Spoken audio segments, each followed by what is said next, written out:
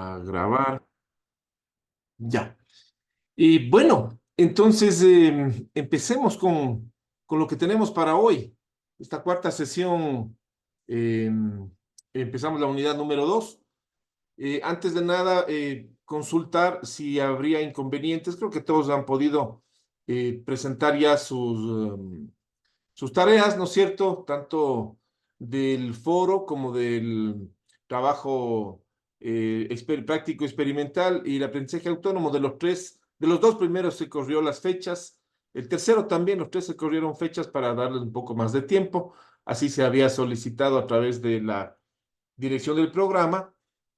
Y entonces estamos creo que sin inconvenientes ahí. No sé si alguien habrá tenido, de todas formas, preguntemos algún inconveniente. Sí, doctor, no sé si me escucha. Sí, adelante, Fabián. Bienvenido. Oh, buenos días.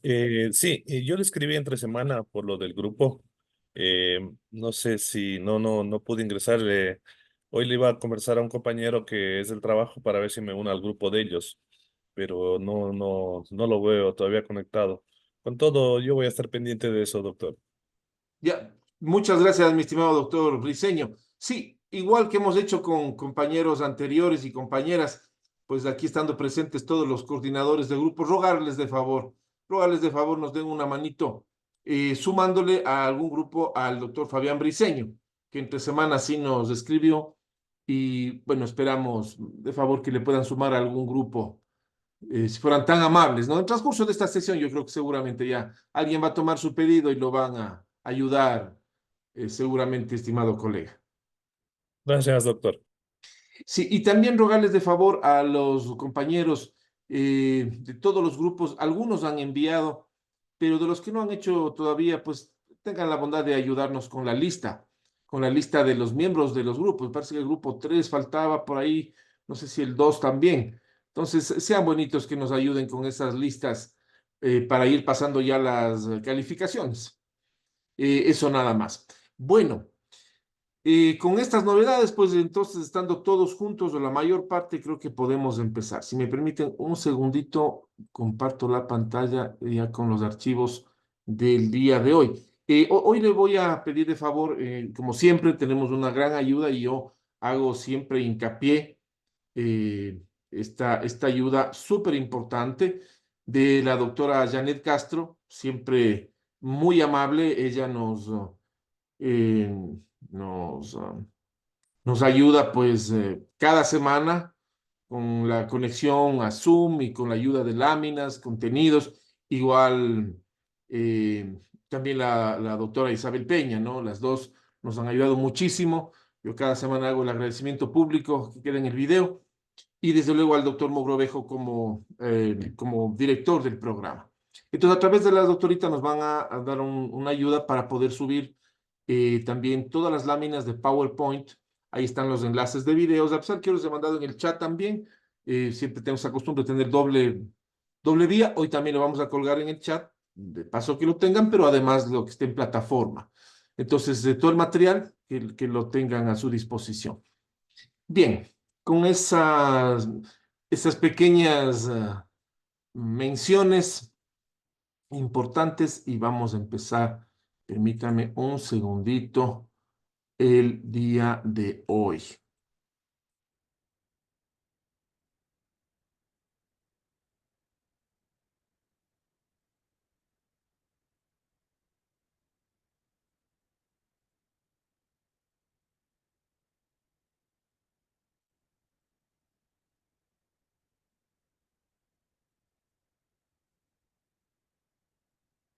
Bien, y compartamos la pantalla. Está aquí. Bien, ahí tenemos ya la clase de esta semana, la semana número 4.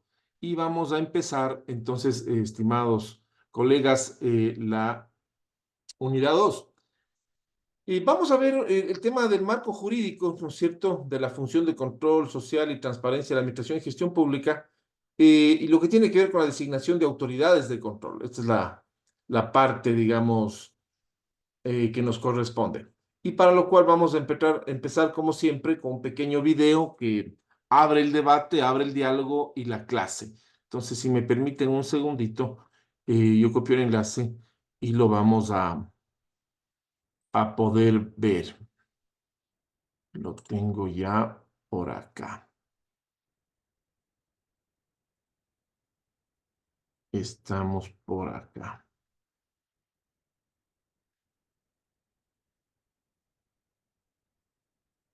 Bien, el video es un poquito largo, no lo vamos a ver todo, es un video de 1 hora y más. Vamos a ver una parte nada más, un poco un tema introductorio. Es un panel que hace, eh, bueno, hacen varios invitados, ¿no es cierto? Se lo hace a varios invitados, pero Miguel Rivadeneira, periodista de mucha experiencia acá en el país, de Diario El Comercio, él hace en ese entonces, ¿no? Él hace este panel organizado también por la Cámara de Comercio de Quito e invita en ese entonces al presidente de la Función de Transparencia y Control Social, al doctor César Marcel Córdoba, activistas, funcionarios diversos del sector empresarial y político, la doctora Verónica Costa también de la Función de Transparencia y Control Social, la doctora Nelsa Libertad Curvejo, el doctor Carlos Loaiza, en fin, algunos panelistas que opinan sobre el rol de la sociedad civil y del sector privado, en este caso específicamente en la prevención y lucha contra la corrupción. Y utilicémosle como un preámbulo para poder ver lo que nos corresponde en esta sesión. Permítame un momentito ubicar esta grabación acá y compartir la pantalla. Y la tenemos aquí. Vamos a ver sonido y está listo. Ahí lo vamos a ver. La decisión primero de este convenio que ha sido El video suscrito, tiene un convenio poquito bajo marco el de volumen, cooperación entre la Función luego de Transparencia y Control pongamos un Social poquito de y atención. la Cámara de Comercio de Quito. Es un avance. Sin embargo, hay que decirlo, en nuestro país hay deudas pendientes desde todos los sectores, sector público, sector privado, los diferentes actores sociales, que más allá de una constitución garantista, ha sido muy difícil lograr su plena aplicación en el Ecuador desde el año 2008. Quiero presentar los invitados de hoy, como ya dijo Verónica Acosta, el señor presidente de la Función de Transparencia y Control Social y defensor del pueblo encargado, el doctor César Córdoba, el ingeniero Carlos Loaiza, presidente de la Cámara de Comercio de Quito, el asambleísta y presidente de la Comisión de Fiscalización de la Asamblea Nacional, el asambleísta Fernando Villavicencio, y la educadora y columnista del Universo con larga trayectoria en nuestro país, Nelsa Curvelo. Quiero decirles que hemos organizado 12 minutos de intervención de cada participante en este conversatorio para luego dar una ronda adicional de 5 minutos para que complementen sus exposiciones y de inmediato receptar si es que hay observación. Antes de darle la palabra al señor presidente de la Función de Transparencia, sí quisiera recordar y pedir que es hora en el Ecuador de tomar no solo decisiones, sino resultados concretos. En el país estamos llenos, y esta es una crítica constructiva, estamos llenos de buenas declaraciones, pero de pocos resultados y acciones. En la Constitución de la República, en el artículo 204, se establece la función de transparencia y control social, y lo digo como periodista, creo que hay una deuda pendiente aún, porque la función de transparencia está integrada por varios líderes de organismos de control. Veamos lo que está sucediendo en este momento con el Consejo de Participación Ciudadana y Control Social, que no ha podido cumplir con los mandatos constitucionales, tanto la lucha contra la corrupción, cuanto la participación ciudadana, y también una deuda pendiente, una mora en la designación de autoridades de control. Con este antecedente, quiero dar la palabra al doctor César Córdoba y pedirles que para que sea muy provechosa esta reunión, que la destaco, más allá de los diagnósticos, de los análisis, respetables todos, por cierto, si podemos llegar a acciones concretas, planteamientos concretos, viables, que necesita el Ecuador, soluciones concretas a sus problemas específicos. Doctor Carlos Córdoba, doctor César Córdoba, perdón, muy buenas noches y le cedo la palabra. Muchas gracias, licenciado. Reciban todos los presentes un cordial saludo para quienes asisten. Permítame, tengo un problema. Audio, estoy bien con audio.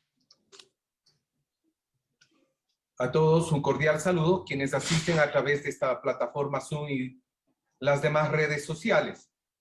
Para la función de transparencia y control social es un momento fundamental iniciar estas terceras jornadas por un Ecuador transparente, honesto en la era post-pandemia. Quiero recoger las palabras suyas, licenciado, respecto a uno de nuestros integrantes de la función de transparencia. Quizás en el transcurso de esta exposición podremos ver cómo a través de la transparencia lograr muchos objetivos en los cuales nos estamos planteando desde esta función. Gracias, licenciado Miguel Rivadeneira, quien estará usted como moderador de este importante panel sobre el rol de la sociedad civil y el sector privado en la prevención y lucha contra la corrupción, tanto pública como privada. De manera especial agradezco la presencia de la doctora Nelsa Curvelo, educadora, columnista de Diario El Universo, del licenciado Fernando Villavicencio, presidente de la Comisión de Fiscalización y Control Político de la Asamblea Nacional, del doctor Carlos Loaiza, con quien tuve el grato honor de celebrar un convenio por el cual iniciamos este conversatorio, como presidente de la Cámara de Comercio de Quito.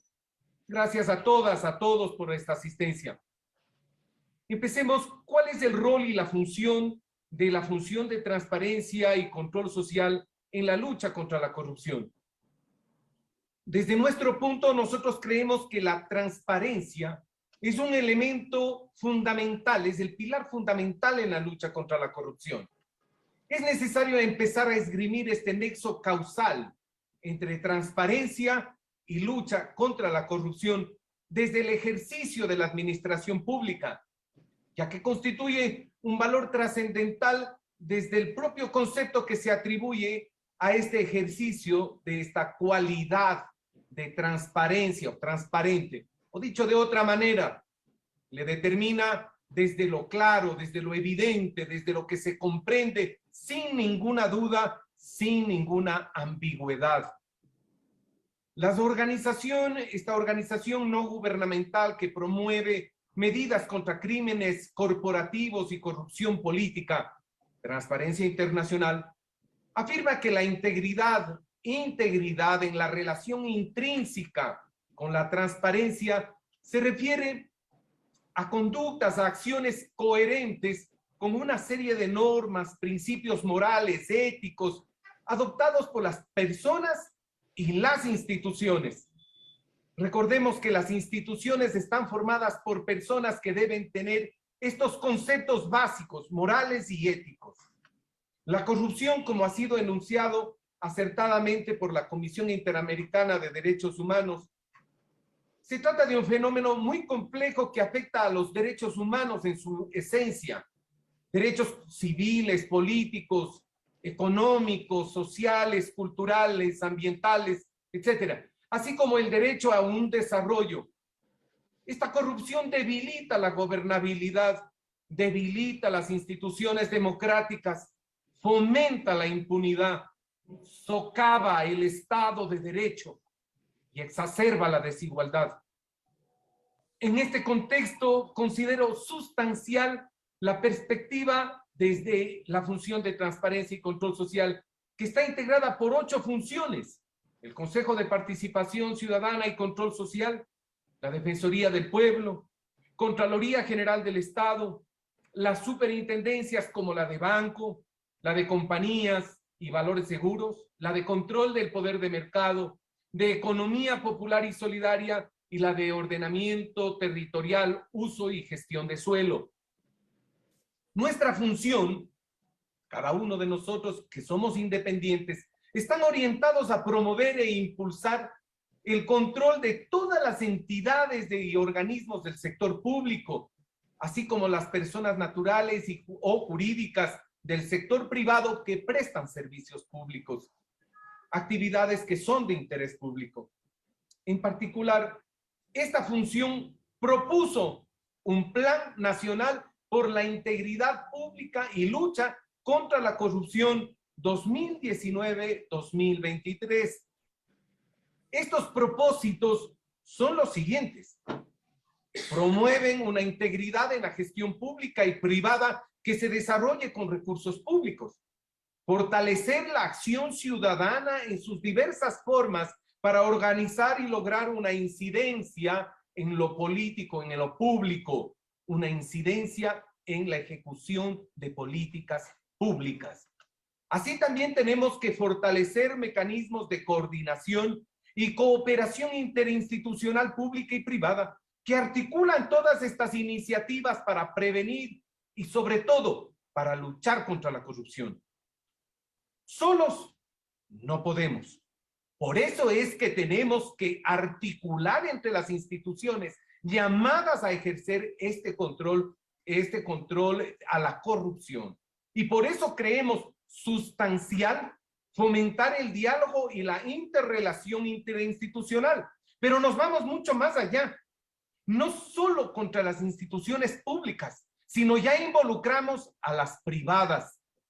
El objetivo, promover e implementar los principios de un buen gobierno entre los distintos actores sociales, políticos, estatales, privados, así como un compromiso de las autoridades de las distintas o diferentes funciones del Estado por la institucionalización de un gobierno basado en la ética y la moral, y cuyo accionar solo puede girar en torno a una integridad en la gestión de administración pública transparente. Recordemos que la transparencia es uno de los elementos consustanciales en la lucha contra la corrupción. Y desde esta perspectiva, actualmente se están realizando algunas acciones concretas a partir de este actuar participativo que conformamos todos aquellos que estamos en la función de transparencia. Un punto de análisis desde esta función es la de la Defensoría del Pueblo. En este punto de análisis quiero enfatizar sobre acciones que se han ido tomando en diferentes ámbitos, sobre la gestión de la Defensoría del Pueblo como una institución nacional de derechos humanos. Y hemos venido generando acciones para aportar en una construcción de una cultura de transparencia e integridad pública, con mecanismos de lucha contra la corrupción. Esto en función de la función de transparencia. Estas acciones, basadas en principios lógicos, han sido creados en una caja de herramientas. Hemos creado una caja de herramientas con una promoción del derecho humano, de acceso a la información pública y de transparencia en la gestión, en el marco de un compromiso del primer plan de acción de gobierno abierto del Ecuador.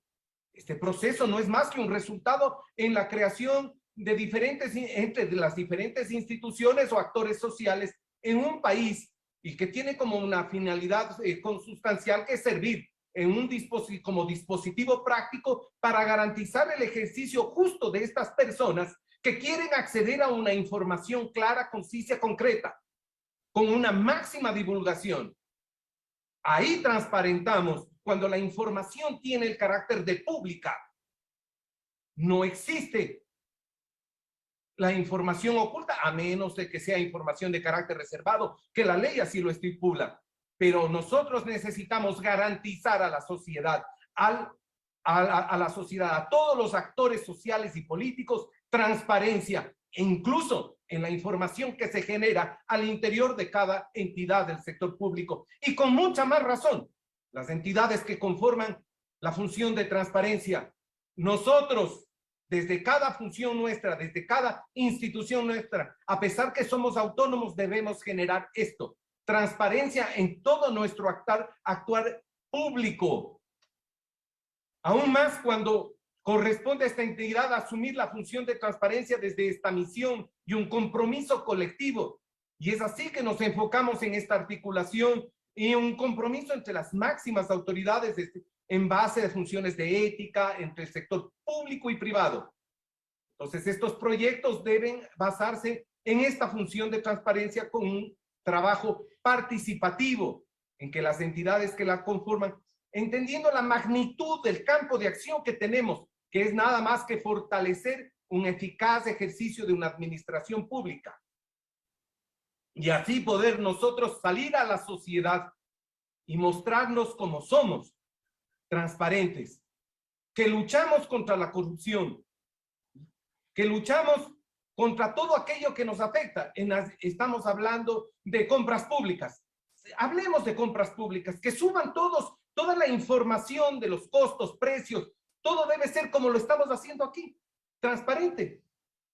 Y nosotros solo así lograremos lo que anhelamos un rato, en un momento dado, la lucha contra la corrupción. Me reservo, licenciado, para una segunda intervención. Gracias.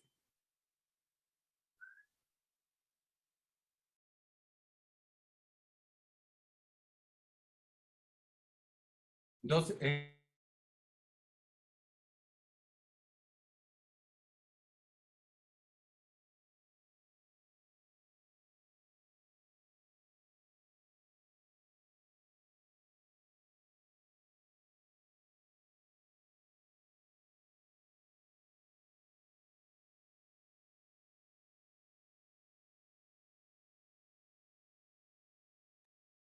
Bien, hasta aquí hagamos una pequeña introducción nada más, ¿no? Es largo el video, como decíamos, hagamos una introducción para disparar un poco los temas que vamos a tratar hoy.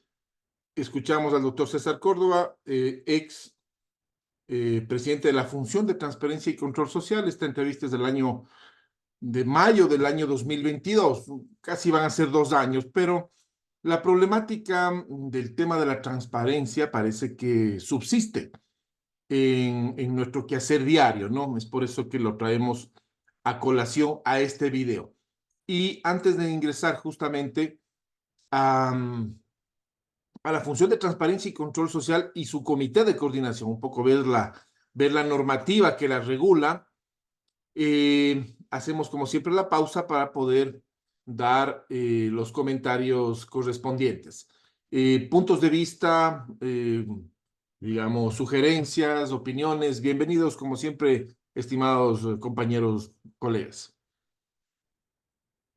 Vemos por acá a la doctora María José, no sé si estaba alzando la mano, no, bueno, si no, en todo caso le mandamos un saludo y a todos y cada uno de ustedes. No sé si se animan a participar. Bienvenidos, bienvenidos, por favor.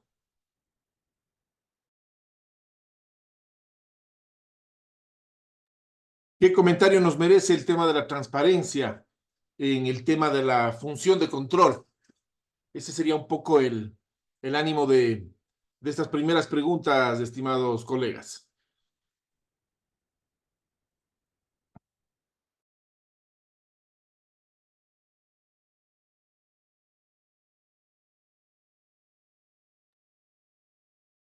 Bien, bueno, hasta que nos vamos calentando un poquito, ¿no es cierto? Entonces, mientras se van animando con inquietudes o comentarios, avanzamos entonces un poquito. Y bueno, fíjese, en el artículo 1, ¿no es cierto?, la Ley Orgánica de la Función de Transparencia y Control Social, nos dice que el objeto de esta ley precisamente es regular la estructura institucional y el funcionamiento. Permítame, vamos a compartir la pantalla. Permítame, vamos a compartir la pantalla. Parece que no se compartió. Aquí está. Aquí está. Listo, ahí sí la tenemos. Bien, entonces decíamos en el artículo 1 de esta ley, nos decía que precisamente la misma tiene el objeto de regular la estructura institucional y el funcionamiento de la función de transparencia y control social y su comité de coordinación, ¿no? O sea, el tema macro, digamos, de esta función del Estado. y desarrollar las competencias, potestades, obligaciones, deberes y atribuciones de conformidad, pues ya con lo que dispone la Constitución de la República. Y en el artículo 2, que también yo lo he subrayado con resaltador azul, nos dice que esta ley es aplicable a todos los órganos, instancias e instituciones de la función de transparencia y control social, es decir, la abarca en 360 grados actuales y las que fueran creadas para el ejercicio de las obligaciones de esa función del Estado, ¿no? Las que fueran creadas a futuro también. Fíjese que en el artículo 5 nos da la conformación de la función de transparencia y control social y la norma, la ley, nos dice que esta función estará conformada por lo siguiente. Primero, el Consejo de Participación Ciudadana y Control Social, como parte de la misma, ¿no? Y segundo, la Defensoría del Pueblo. Tercero, la Contraloría General del Estado. Y en cuarto, en plural, las superintendencias legalmente constituidas. Y habla también de un comité de coordinación en el artículo 6. Un comité de coordinación al decir lo siguiente, los titulares de las entidades de la función de transparencia y control social, entre todos, obviamente, con el propósito de articular acciones, conformarán un comité de coordinación con el fin de diseñar y ejecutar estrategias comunes. Diseñar y ejecutar estrategias comunes de políticas públicas en el ámbito de sus competencias. Es decir, lo que la ley dispone es precisamente un trabajo de equipo de todas estas importantísimas de estos elementos del Estado en el ámbito del control y la transparencia. Fíjese que le da la disposición que coordinen, no pueden trabajar aislados, ni el Consejo de Participación Ciudadana, que en ocasiones lo hemos mirado desde la opinión pública como ciudadanos que como que a ratos quiere ir solo por su lado, ¿no es cierto? Tiene también que ir en equipo la Defensoría del Pueblo, la Contraloría General del Estado, necesariamente, el manejo de los recursos públicos tiene que ser parte de esto, y las superintendencias, que son aquellas que regulan, como sabemos, ámbitos importantísimos, como por ejemplo, superintendencia de bancos, superintendencia de compañías, seguros y valores, superintendencia de telecomunicaciones, la superintendencia de regulación y control del poder del mercado, en fin, las diversas superintendencias. Y finalmente nos dice que el comité de coordinación será la instancia, ¿no? Este órgano pluriinstitucional que articule, coordine toda la función de transparencia y control social. Y obviamente, pues habrá una cabeza, un presidente, una vicepresidenta y una secretaría técnica que sea la que dé el apoyo, el soporte, precisamente redundando un poquito técnico a esta actividad. Entonces, fíjese lo importante que es la obligatoriedad que da la norma de que todos estos organismos tienen que trabajar en equipo. A continuación, el artículo 7 ya nos presenta atribuciones, veamos las atribuciones del comité de coordinación, ¿no? Importantísimo las atribuciones del comité de coordinación, es decir, atribuciones y deberes, hasta dónde puede llegar este comité dentro de toda la función de transparencia y control social. Y nos determina, me parece que son 12, sí, 12 atribuciones y deberes fundamentales. Y dice, primero, formular política pública. Aquí yo haría una pausa. Desagreguemos, queridos colegas, ¿qué entendemos por política pública? Aquí hagamos una pausa, dejemos de compartir e invitemos nuevamente a la participación de todos. Muchos de nosotros hemos transitado ya en funciones públicas, privadas, asesoría, libre ejercicio. ¿Qué entendemos por política pública? Lo primero que se le pide a esta función de coordinación es elaborar la política pública. La pregunta hacia ustedes, queridos estudiantes, ¿qué entendemos por política pública? Bienvenidas sus participaciones, por favor. Sí, bienvenida. Doctor, Doctor, bienvenido. Adelante, por favor. la política pública puede ser o se refiere a las decisiones y acciones que toma el gobierno. Muy bien, muy bien. No se le escuchó muy bien, mi doctor, pero decía usted a las acciones que toma el A gobierno, las, ¿no es cierto? a las decisiones y acciones que toma un gobierno, ¿no? en asuntos, por ejemplo, de necesidad a la sociedad, puede ser. Muy bien, muy bien. Decisiones y acciones de parte del gobierno. Perfecto. Muchas gracias. Agradezco mucho ser el que ha roto el celofán de la participación el día de hoy. Muy bien, mi doctor. Muchas gracias. ¿Alguna otra intervención, por favor? ¿Alguna otra persona? Adelante, el doctor Camilo Torres, por favor. Eh, Buenos días, doctor. Para mí las políticas públicas pueden abarcar la economía, el medio ambiente, la seguridad, entre otras, en lo que tiene que ser implementadas y evaluadas por el mismo organismo gubernamental, con tal de resolver esos objetivos y desafíos que promueven el desarrollo y el cumplimiento de metas en específico. Perfecto, excelente, mi doctor, muchas gracias. Ya acá nos hablan de cumplimiento, ¿no es cierto?, de metas, objetivos específicos. Hay, obviamente, a alcanzarse por los mismos organismos del Estado. Agradecemos también al doctor Camilo Torres. ¿Alguien más que quisiera darnos algún punto de vista? ¿Qué es la política pública? ¿Cómo la vemos? Si, por ejemplo, alguien de nosotros nos dice, mire, doctor, doctora, usted ahora está en tal institución del Estado y necesitamos que nos colabore, pues la primera tarea, el primer paso, elaboremos la política pública para la organización, institución pública, perdón, a la que usted ahora pertenece. Según eso, claro, como bien se decía, establecer, bueno, metas, objetivos y también ya ejecutar acciones para cumplir esas metas y objetivos. Pero, ¿qué entendemos por política pública? ¿Qué es lo que tenemos que elaborar? Yo lo que entiendo por políticas públicas que serían las directrices generales que impulsa un gobierno para respetar o proteger y realizar los derechos de las personas de forma individual o colectiva. Perfecto, mi doctor Dani Torres, bienvenido y muchas gracias. Doctor, Sí, buenos días. bienvenida, doctora María José. Adelante, por favor. Buenos días. Doctor, yo entiendo políticas públicas es como plasmar, en este caso en directrices, la voluntad de los lineamientos políticos en cómo uno llega como candidato. O sea, propone como política pública realizar dicha gestión con cierto sector social. Entonces, plasma para tener una gobernabilidad asequible con todos los grupos sociales. Eso es lo que entiendo yo como una generación de una política pública estatal o buena de Estado, se puede decir. Muchas gracias, mi doctora María José. Muy amable. Bienvenido, el doctor Figueroa, Armando Figueroa. Buenos días, doctor. Buenos días, compañeros. Bueno, realmente sí, la política pública se puede definir como lo acaban de decir nuestros compañeros. En realidad es un conjunto de acciones que sirven para poder solucionar las necesidades insatisfechas que existen dentro de un conglomerado humano, en este caso con una jurisdicción. Entonces, el gobernante, en este caso, pues es el que, después de un análisis, de un estudio, busca cómo solucionar estos problemas y lo establece mediante una política pública, que en este caso la acción que se va a tomar frente a cómo solucionar estas necesidades.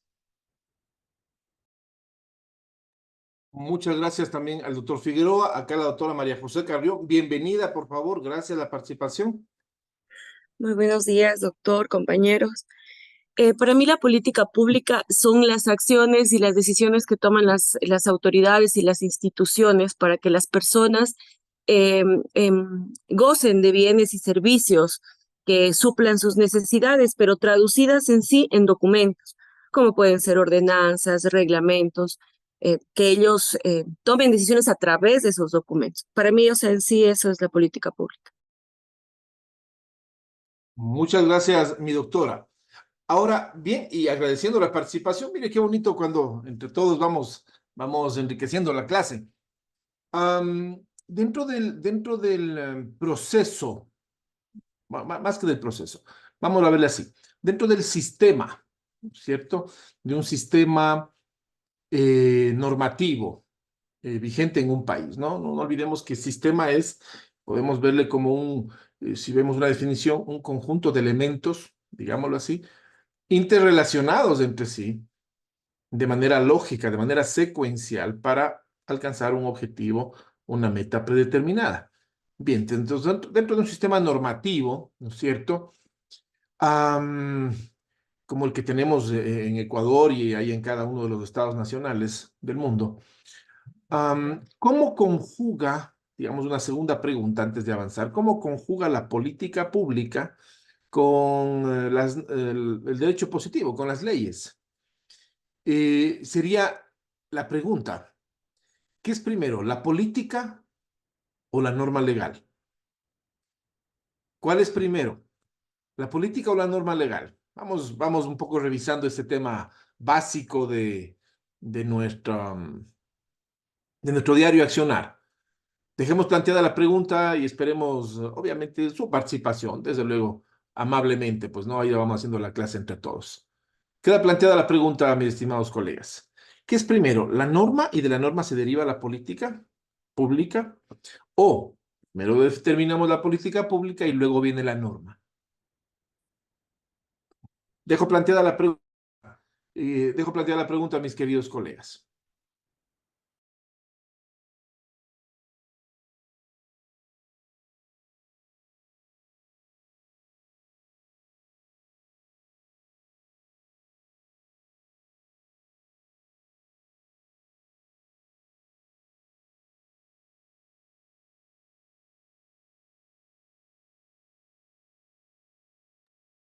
Estimado profesor, no podrían ir las dos de la mano.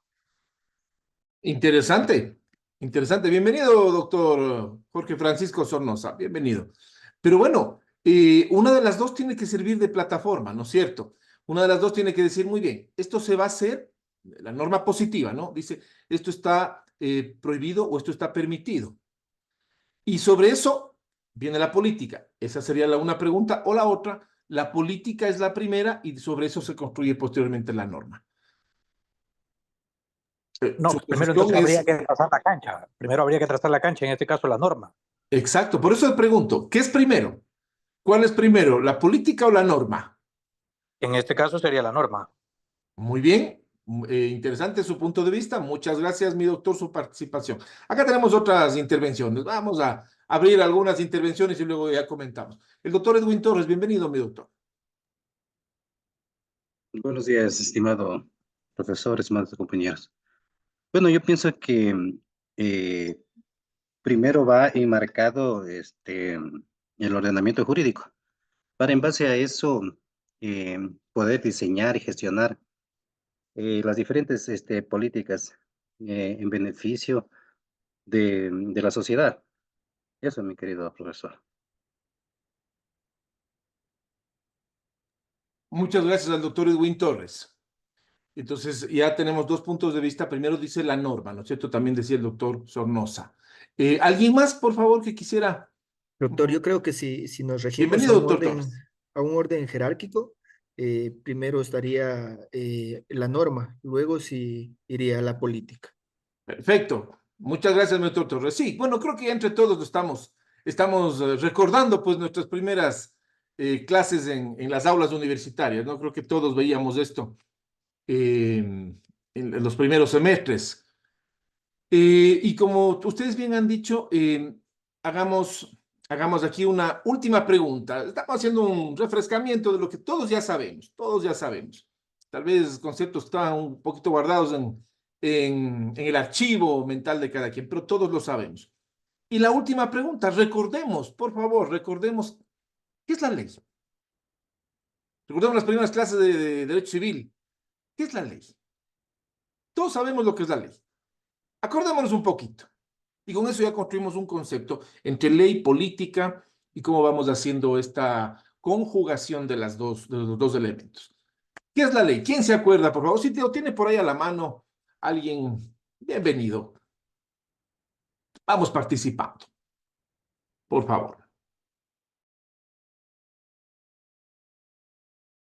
Bueno, muy buenos días, doctor. Bienvenido, mi doctor Israel Sánchez. Adelante, por favor. Concepto básico de ley podría ser es la prescripción de la razón destinada al bien común que manda, permite y prohíbe. Muy bien, muchas gracias. Perfecto. ¿Puede repetir, por favor, mi doctor, para que nos quede para todos nuevamente en la memoria? Ya, es la prescripción de la razón destinada al bien común que manda, permite y prohíbe. Perfecto. Excelente, muchas gracias. ¿Alguien más que nos quiera compartir, por favor, colaborar? Yo creo que, o sea, cuando hablamos de ley, estamos hablando que es un conjunto de normas que regulan la conducta de los hombres con el objetivo de establecer ya sea un ordenamiento justo de convivencia humana. Perfecto, correcto. Por favor, le pedimos igualmente al doctor Dani Torres que pueda repetir también conceptos muy interesantes que están construyendo la clase hoy día. Sería el conjunto de normas que regulan la conducta de los hombres con el objetivo de establecer un ordenamiento justo de convivencia humana. Perfecto, muy bien, gracias. No sé si el doctor Edwin Torres también alzó la mano o quedó de la vez anterior, pero igual le invitamos a participar.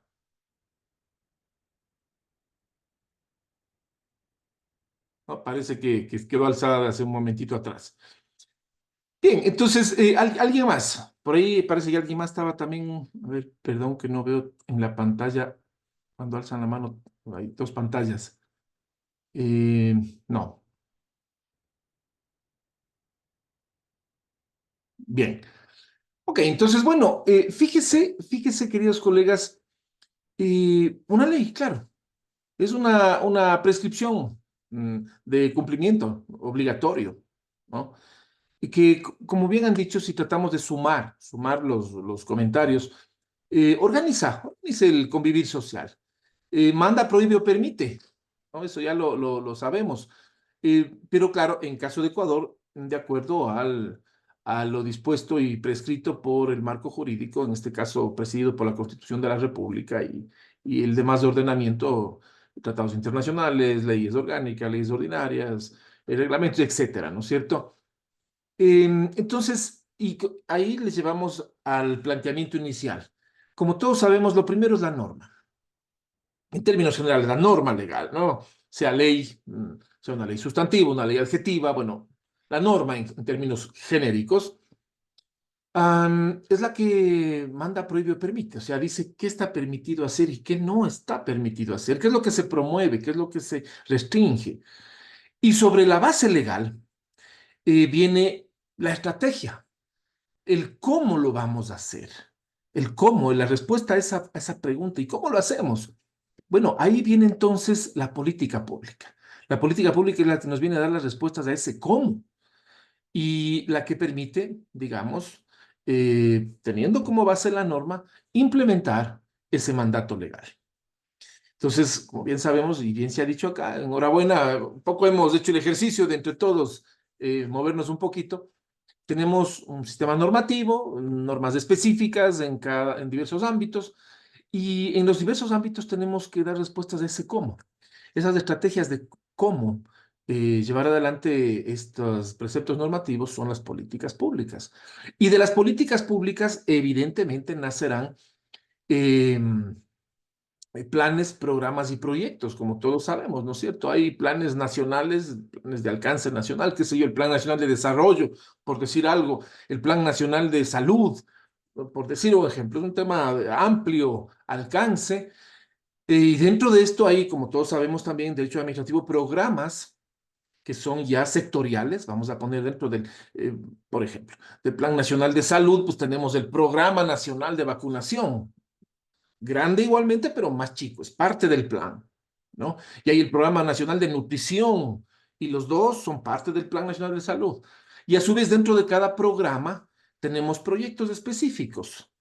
Qué sé yo, el proyecto específico de cobertura de vacunación a habitantes de la región costa, sierra, Amazonía, si es que es por la parte geográfica, si es que es por edad, nutrición para niños de 0 a 5 años, bueno, etcétera, de 6 a 10, en fin, ¿no es cierto? Madres embarazadas, personas de tercera edad, etcétera, etcétera. ¿Y por qué menciono esto de planes, programas y proyectos? Porque ya son las herramientas, como todos sabemos, en el ámbito administrativo, para llevar adelante, tanto en el sector público como privado también, llevar adelante al cumplimiento de estas políticas. Hablamos de las políticas públicas, pero también puede haber políticas ya, perdón, en el ámbito privado también, como todos sabemos, ¿no? Igualmente directrices, ¿no? Son lineamientos generales de esas políticas que nos dicen cómo lo vamos a implementar el mandato legal. Entonces, llegado a este punto y después de este muy bonito e interesante ejercicio, que yo agradezco a todos, lo retomamos lo que decíamos en clase, digamos en el material, y decíamos las atribuciones y deberes del Comité de Coordinación, precisamente la primera, formular políticas públicas. Ahora tenemos claro qué es la política pública nuevamente, ¿no? Nace del marco legal. Se sustenta, obviamente, se apoya en el marco legal. Y lo primero, formular políticas públicas. ¿De qué? De transparencia, por supuesto. Primerito, de transparencia. Como veíamos en la introducción del video, al presidente, el doctor Córdoba, en su momento, en el año 22, presidente de la Función de Transparencia y Control Social, que él subrayaba y remarcaba la importancia de la transparencia como primer elemento. Entonces, formular políticas públicas de transparencia, control social. Dentro de ese marco de transparencia puede ejercerse el control, la rendición de cuentas, promoción de la participación ciudadana y prevención y lucha contra la corrupción. Entonces, fíjese el enorme espectro de actividades y gran alcance de este numeral 1 del artículo 7. Cuando dice formular políticas públicas en ámbitos de transparencia, control social, rendición de cuentas, cada uno es un ámbito especializado, promoción de la participación ciudadana y finalmente la prevención y lucha contra la corrupción. Y todos ellos, todos estos elementos, a su vez, conjugados en un solo trabajo de la función general de transparencia y control social. Este artículo, este numeral 1, nos da, nos muestra el panorama sumamente grande que tiene que abarcar esta función de transparencia y control social, en el cual, en el módulo de ética que estamos viendo, pues la ética está presente en todo, porque tiene que haber ética en la transparencia, en el ejercicio de la transparencia, ética en el control social, la forma que controlamos, tiene que ser ética también. La rendición de cuentas tiene que ser ética, tiene que mostrar realidades, no maquillaje, digámoslo así. La promoción de la participación ciudadana también tiene que ser ética. O sea, que hay una participación ciudadana auténtica, democrática, pluralista, abierta, redundemos, perdón, transparente, no una participación ciudadana sesgada a ciertos grupos políticos que nos interesan que participen y a otros no. Y también una prevención y lucha contra la corrupción también ética, porque el momento que estamos previniendo, tenemos que generar de manera ética elementos de control, indicadores de control, y posteriormente esos mismos indicadores, o sea, ex ante los generamos y ex post los evaluamos en el tema de corrupción. O sea, definimos parámetros iniciales, hay después parámetros concurrentes, también pueden hacerse en el transcurso del ejercicio de cualquier función del Estado y órgano público, y después ex post evaluamos si lo que planificamos ex ante se ha cumplido o no, si esos indicadores se han cumplido, y todo eso con ética. Entonces, yo quería remarcar nada más este numeral 1 que es sumamente decidor de la tarea principal de este comité de coordinación, de la función de transparencia y control social. Y a continuación, claro, por enumerarlos también los demás, todos importantes, ¿no? Segundo, por ejemplo, dice, numeral 2, coordinar el plan de acción de las entidades de la función de transparencia y control social sin afectar su autonomía. Evidentemente, la función de coordinación, sin que colisionen las cuerdas separadas de cada uno, las autonomías de cada una de estas entidades. Tercero, articular y coordinar la formulación del Plan Nacional de Prevención y Lucha contra la Corrupción. Esto es clave. Y aquí vamos a detenernos un poquito. Yo les voy a subir un link, más luego en el chat, donde está el Plan Nacional de Prevención y Lucha contra la Corrupción para que lo podamos revisar. Cuarto, presentar a la Asamblea Nacional propuestas de reformas legales en el ámbito de sus competencias. Fundamental, porque la ley, y como todos sabemos, las normas legales no son estáticas, son dinámicas, van evolucionando al ritmo que evoluciona la sociedad. Y por lo tanto, la política pública también tiene que ser dinámica. A medida que la sociedad y las normas legales cambian, pues esas vías para alcanzar estos preceptos legales, de estas estrategias, de estos lineamientos llamadas políticas públicas, también tienen que ser dinámicos. Entonces, el numeral 4 evidentemente da el marco de la flexibilidad para poder actualizarnos a los momentos actuales. Quinto, informar anualmente a la Asamblea Nacional o cuando ésta lo requiera las actividades relativas al cumplimiento de funciones. Sexto, conocer y aprobar manuales, reglamentos y resoluciones necesarios para el funcionamiento de esta función, valga la redundancia, y el de la Secretaría Técnica como soporte técnico jurídico de esta función del Estado. Séptimo, aprobar los planes operativos anuales y el presupuesto para su ejecución, evidentemente, sobre la base de lo que la Secretaría Técnica del organismo, perdón, ya la presente. Octavo, designar al o al secretario técnico, de ternas que remite el presidente de la función de transparencia y control social. Terminemos de revisar qué les parece, que hacemos una pausa. Noveno, sesionar de manera ordinaria, dice cada 2 meses, y extraordinaria cuando lo solicite o la presidenta, o a solicitud de al menos 3 de los titulares de las entidades de la función de transparencia y control social. En caso de ausencia temporal o definitiva de uno o más de los titulares, asistirá quien lo subrogó o reemplace legalmente. Décimo, mantener coordinación con otras instituciones del Estado y entidades del sector privado en acciones comunes dirigidas al cumplimiento de objetivos de función de transparencia y control social. Aquí hagamos una pequeña pausa. Cuando hablamos de mantener coordinación con otras entidades del Estado, por supuesto, está sobreentendido en el funcionamiento de la superestructura estatal, ¿no? Controlamos, normamos esto, regulamos con transparencia, pedimos rendición de cuentas, el uso de recursos públicos, las decisiones públicas también. Pero cuando nos dice con entidades del sector privado, en acciones comunes dirigidas al cumplimiento de los objetivos de transparencia y control social. ¿Qué se nos viene a la mente cuando le invitamos a participar al sector privado en el tema de transparencia y control social? ¿Qué se nos puede venir a la mente, estimados colegas? ¿Algún ejemplo, alguna experiencia que hayamos tenido o que pensamos que debería darse? Quizás no se ha dado, pero debería darse. ¿Qué les parece? Hagamos esta pausa. Bienvenidas, asimismo, participaciones, comentarios.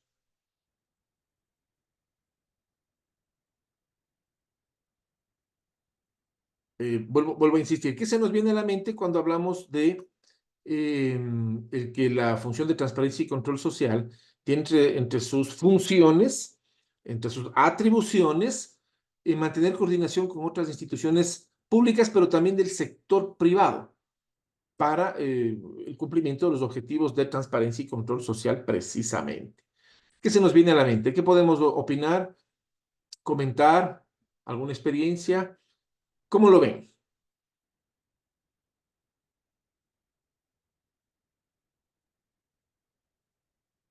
¿Algún ejemplo que hayan tenido en la participación del sector privado y su aporte, ¿no? al ejercicio de la transparencia y control social?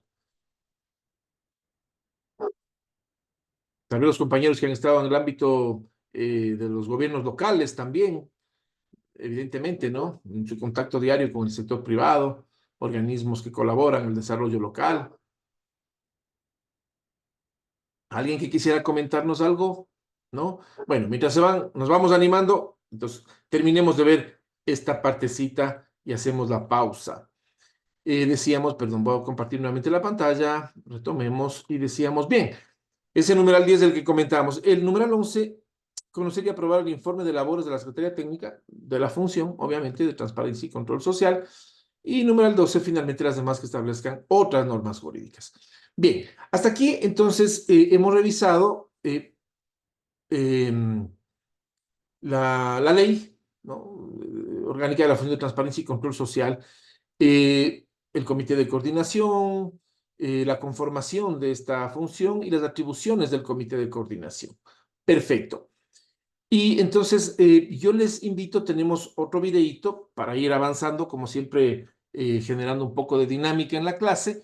Yo les invito a que continuemos, a pesar que tenemos otros videos, tengo como 3 más, pero me parece que el video que estábamos viendo es fundamental porque precisamente es un análisis crítico, llamémoslo así, pluralista desde diversos ámbitos, desde el ámbito especialmente privado. Queríamos incorporar esa visión privada, lo organizó la Cámara de Comercio de Quito con el presidente de la Función de Transparencia y Control Social de ese entonces, hace el año 2022, hace menos de 2 años, editorialistas de Diario El Universo, miembros de la Cámara de Comercio, bueno, e incluso se invitaba a la participación del ya difunto asambleísta y candidato a la presidencia, Fernando Villavicencio. Y lo dirigía Diario El Comercio con Miguel Rivadeneira. O sea, un panel bastante sólido. Bueno, entonces les invito a que continuemos, veamos un poquito más y avanzamos nuevamente sobre eso, disparar preguntas, reflexiones. Vamos a dejar de compartir esta pantalla y nos reconectamos con la anterior. Permítame, le ubico nuevamente al video. Ya lo tenemos aquí. Como recomendaba hace un momentito, el volumen del video es un poquito bajo. Ahí les invito a que en sus computadoras, cada quien en casa, les suba un poquito su propio volumen. A ver, permítame un ratito, lo tengo, ya lo ponché otra vez. Y es este video, ponemos sonido y listo. Si aquí no se fomenta el diálogo y no hay acciones concretas de lucha contra la corrupción en conjunto, llámese sector público, llámese sector privado, va a ser muy difícil avanzar en este sentido. Quiero dar la palabra al ingeniero Carlos Loaiza, presidente de la Cámara de Comercio de Quito, y quisiera que me comuniquen cuando el asambleísta Fernando Villavicencio esté también para tomar en cuenta su intervención prevista esta noche. Ingeniero Loaiza, revisaba el convenio marco de cooperación entre la Función de Transparencia y la Cámara de Comercio de Quito. Es muy loable las áreas de acción en donde se intenta implementar, hacer un seguimiento, evaluación de estándares de transparencia, la capacitación, que es fundamental, capacitar sobre estos temas que son considerados de interés común, y la asesoría, la cooperación, la asistencia técnica, que también son complementarias y son fundamentales. Le doy la palabra para que usted nos explique sobre el papel del sector privado en la prevención y lucha contra la corrupción. Bien decía el presidente de la Función de Transparencia, aquí no hay solo un problema del sector público, sí, así es, lo hay en el sector público, pero también en el sector privado, en donde una de las exigencias será la transparencia para la gobernanza. Ingeniero Loaiza, buenas noches. Miguel, buenas noches, un saludo a quienes me acompañan en este panel y quienes por supuesto están participando de este programa. Sin duda, la corrupción creo que es uno de los mayores, y no decir el más grave de los problemas que tiene el Ecuador. Tú decías al inicio, en términos de diagnóstico,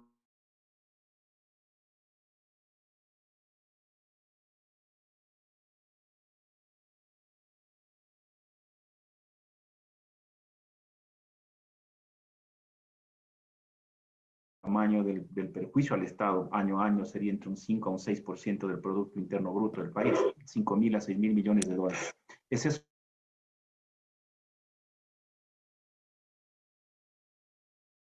ejes en los cuales sin duda como sector privado tenemos un rol fundamental.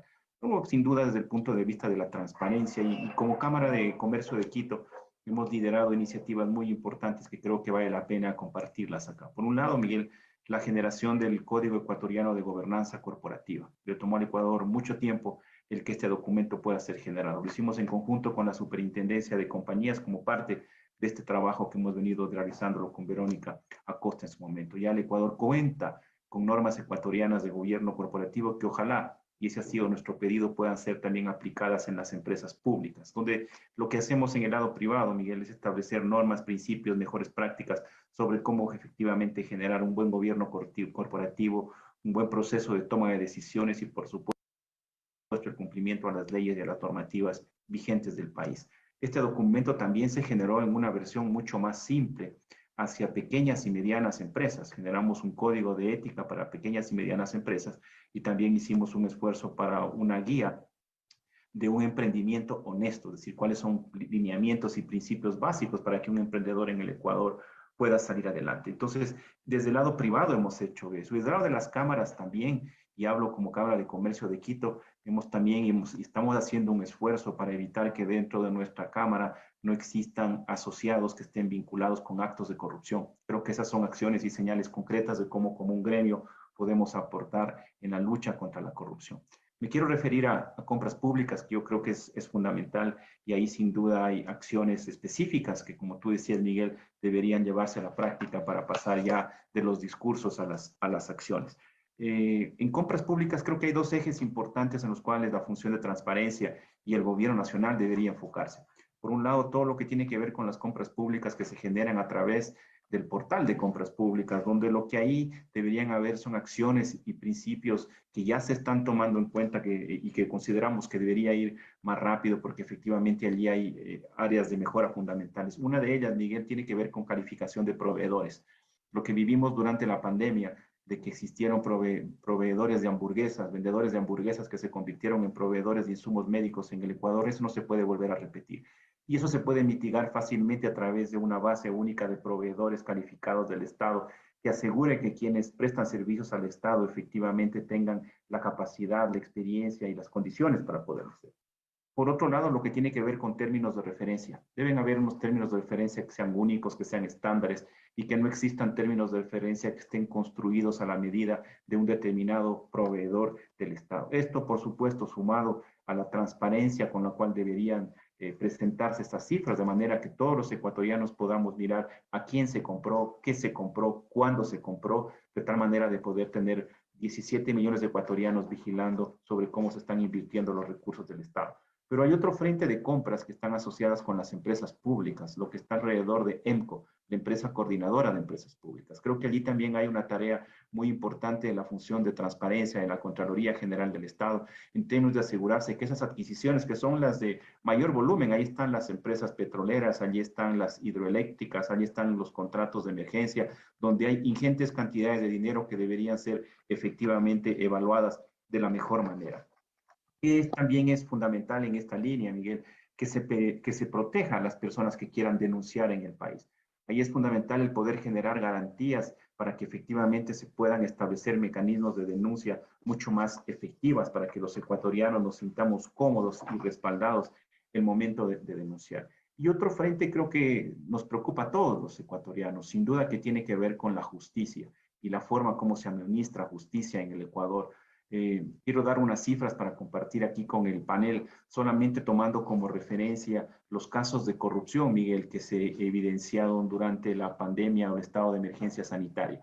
Se detectaron 170 actos de corrupción a través de esta fuerza de tarea conjunta y multidisciplinaria por parte de la Fiscalía General del Estado, que fue creada en junio del año 2020, para seguir efectivamente los casos de corrupción que fueron denunciados durante la emergencia sanitaria. Las provincias de Guayas, Pichincha y Santa Elena fueron las provincias que registraron más del 45% de los casos de corrupción detectados. Miguel, con fecha 31 de mayo del 2021, de estas 170 actos de corrupción, solamente 3 de estos llegaron a las etapas de juicio, mientras que 157 aún permanecen en investigación previa. Por lo tanto, tenemos que garantizar un mejor sistema de justicia. Esto nos va a permitir dar seguridad jurídica al Ecuador, nos va a permitir dar seguridad y confianza a los ecuatorianos, porque vemos con gran preocupación cómo en las fases de investigación e instrucción fiscal de actos de corrupción se tardan meses o años, cuando hasta llegar a nivel de un juez o a nivel de un tribunal, pese a todas las pruebas que probablemente recogió ya la Fiscalía General del Estado. Y al final de esto existen dos situaciones, o finalmente se absuelven o quedan impunes, que es lo que hemos sido testigos en los últimos días. Frente a esto, ¿qué hemos hecho y qué estaremos haciendo público, Miguel? En los siguientes días estamos firmando un convenio con la Fiscalía General del Estado para desde el lado privado proveer todo nuestro contingente técnico de capacitación, de soporte, para que efectivamente la Fiscalía General continúe con dar esa tarea que efectivamente debería dar los frutos que el Ecuador necesita. Entonces, creo que más allá del trabajo que efectivamente la función de transparencia tiene, la Secretaría Técnica Anticorrupción del Gobierno Nacional, es fundamental que todo ese esfuerzo pueda efectivamente ya traducirse en resultados, que efectivamente es lo que los ecuatorianos necesitamos y que ya le ponamos un pare a la corrupción, porque efectivamente esos recursos que son de todos los ecuatorianos, pues deberían destinarse a educación, a salud, a seguridad, que son las principales demandas que el Ecuador tiene en este momento, Miguel.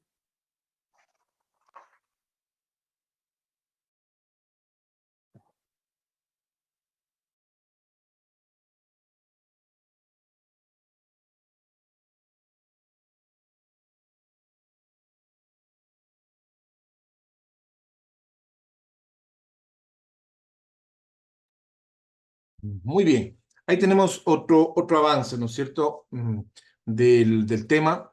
Ahí teníamos la participación del presidente de la Cámara de Comercio de Quito del año 2022, el señor ingeniero Carlos Loaiza. Y claro, ahí nos ilustraba un poco sobre aquella inquietud que estábamos un poco planteando en clase, recordarán un momentito atrás, el tema de entre las atribuciones, nos decían uno de los numerales, mantener coordinación con otras instituciones del Estado y entidades del sector privado en acciones comunes dirigidas al cumplimiento de los objetivos de la función de transparencia y control social. Y decíamos, bueno, ¿y por qué? ¿No es cierto? ¿Por qué? ¿Qué es lo que tiene que hacer el sector privado? Bueno, creo que en esta intervención Carlos Loaiza ha dejado muy claro eh, tantos ámbitos que el sector privado debe, necesita, tiene, además que participar en apoyo a esta lucha contra la corrupción, a esta lucha a favor de la transparencia del uso de recursos públicos, de la transparencia en todo sentido. O sea, el control social también viene a lo público y a lo privado también. Porque aquí pensemos una cuestión, no solamente el sector público es el que tiene que ser supervisado, también tiene que ser supervisado el sector privado en su relación con el sector público, porque de lado y lado hay temas que podrían ser observados, ¿no es cierto? Fíjese lo que decía, y claro, es el ejemplo de siempre, ¿no? En la pandemia, no solo en la pandemia, hemos visto esto muchos años cuando se crean compañías de papel, por ejemplo, en el sector privado, ¿no? Compañías de papel, alguien que vendía hamburguesas, decía en la entrevista del señor Loaiza, hemos visto personas humildes, conserjes, guardias, seguridad, son personas buenas, hacen su trabajo humilde, digamos, en el sentido de que están en la parte baja de la pirámide jerárquica, digamos, de una institución privada o pública, pero eh, por influencia o pedido de alguien poderoso, pues personas que viven con lo justo, entre comillas, crean compañías de papel y aparecen como grandes empresarios para ser beneficiarios de contratos con el Estado, contratos millonarios. Eso viene de toda la vida, no es de reciente. Esa práctica totalmente poco transparente, ¿no? Y claro, se utiliza entonces al sector privado muchas veces, o el sector privado también es el que ofrece, caso de Brecht, ¿no? Ofrece coimas, ofrece dinero a cambio de contratos, en fin, es de doble vía. Entonces, ahí la importancia de este control al sector público y privado también. Bien, hasta aquí. Entonces, luego de escuchar esta segunda intervención, inquietudes, comentarios, bienvenidos, estimados compañeros. Vamos avanzando en el tema de la clase como siempre lo hacemos entre todos. Adelante, si alguien quisiera, por favor, comentar alguna experiencia, decíamos, preguntábamos, dejamos planteado en términos generales a la clase, si alguien ha tenido experiencias en esto ya de la función de transparencia y control social en entidades públicas, privadas, o entre lo público y lo privado, bien. Y después les comparto también una experiencia personal. Pero primero escuchemos a la sala. Bienvenidos, quien guste colaborarnos y participar.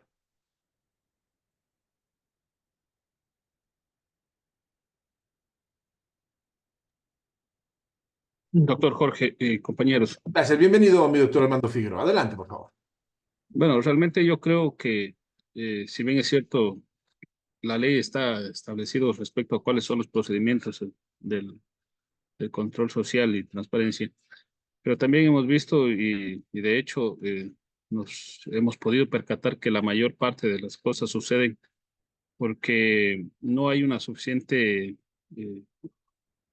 calidad moral o ética en las personas en el sentido de quiénes son los que se preparan para hacer las ofertas al Estado y por eso es de que incluso hemos visto de que la mayor parte de los problemas de corrupción, como usted mismo lo anotaba con el tema de casos de Brecht, nacen desde el sector privado en relación a involucrar al sector público. Y quienes pues se han beneficiado no son nada más y nada menos que de acuerdo al gobierno de turno, a quien lo preside, pues establece o hace una componenda de los mecanismos que estén a su alcance y establece todo un manual de requisitos que le permita avanzar en sus protervos intereses, que nada más y nada menos hemos visto de cómo en la pasada década de la Revolución Ciudadana y también ya en lo que va cerca de 8 años de estos dos últimos gobiernos, hemos visto de cada vez hay más decadencia en relación de los valores y principalmente en la relación de la institucionalidad.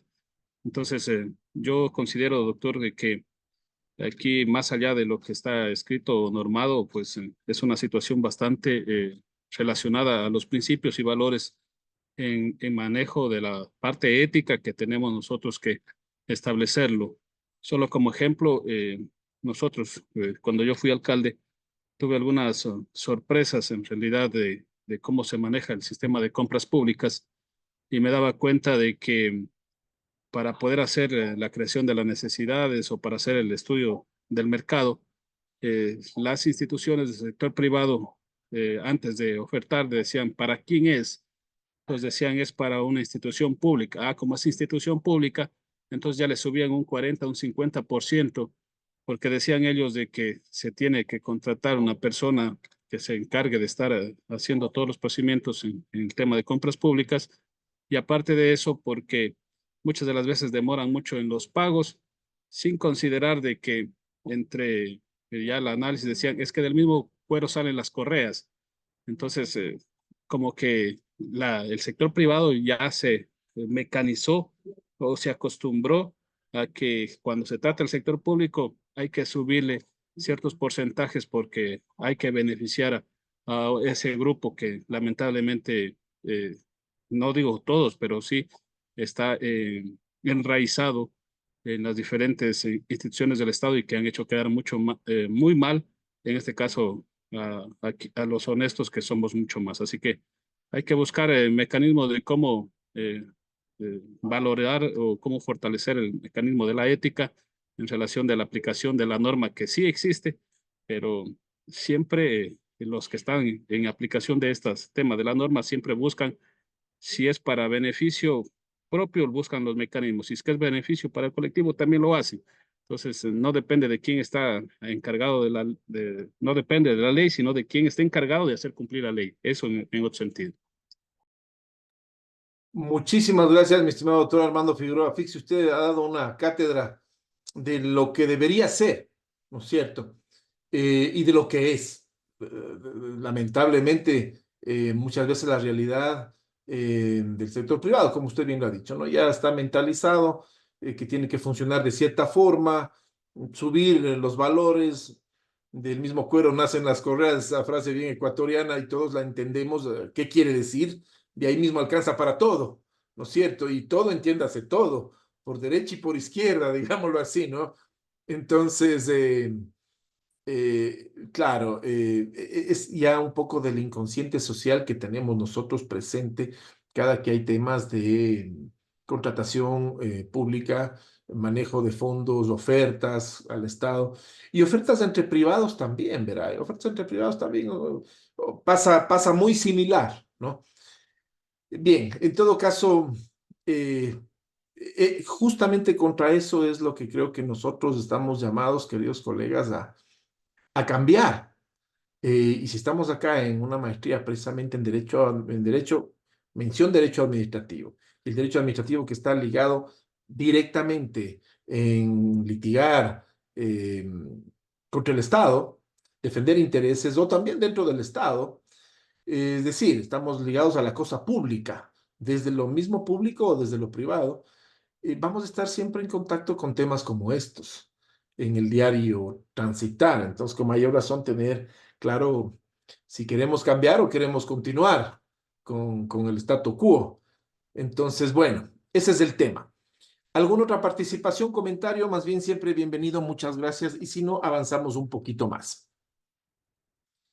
Mientras se van animando los demás compañeros a participar, yo les cuento también una experiencia acá desde el sector privado. Bueno, yo fui casi 6 años rector de la Universidad Católica, sede en Ambato. Actualmente estoy integrado a Quito, ¿no? Nuevamente a la Universidad Católica de Quito. Estoy allá a las órdenes de todos en la Facultad de Jurisprudencia. Pero en los años que fui rector de la Universidad Católica de Ambato, también justamente para prevenir de manera preventiva de cualquier tema de falta de transparencia, es decir, más bien para garantizar y fortalecer la transparencia en el periodo de mi gestión, yo creé un sistema interno, siendo una entidad privada, un sistema interno de control adicional al que ya teníamos de auditoría interna desde la PUSE Nacional en Quito y de auditoría externa se contrata pues por norma legal, las universidades tenemos que presentar, también las universidades privadas, una auditoría externa del ámbito financiero, y en este caso la que hacía es una empresa, bueno, reconocidas empresas, ¿no? Como Pricewaterhouse, por ejemplo, hacen la auditoría financiera externa. Entonces, entre el cruce, entre la auditoría interna de la misma universidad, más la auditoría externa, se ve el manejo financiero, se revisa si está todo correcto o hay algún mal manejo que alertar.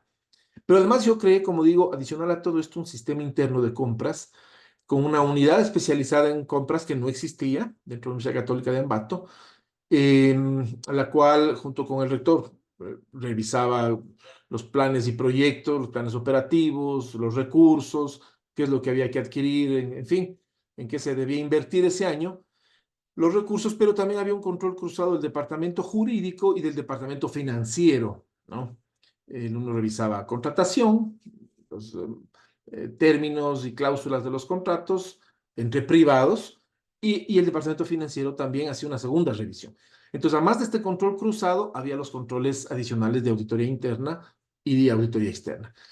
Y con este sistema un poquito complejo al inicio de entenderlo y de ponerlo a funcionar, pero después ya nos fuimos acostumbrando y aprendiendo, el día a día ya se cogió práctica.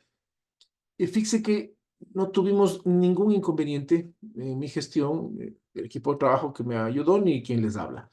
Y esa es la tranquilidad de poder caminar por la calle, digámoslo así, con la frente en alto, sin tener que esconderse de nadie, pues digámoslo, con ningún temor, y más bien continuar con las labores en una institución ya a la que me pertenezco 24 años.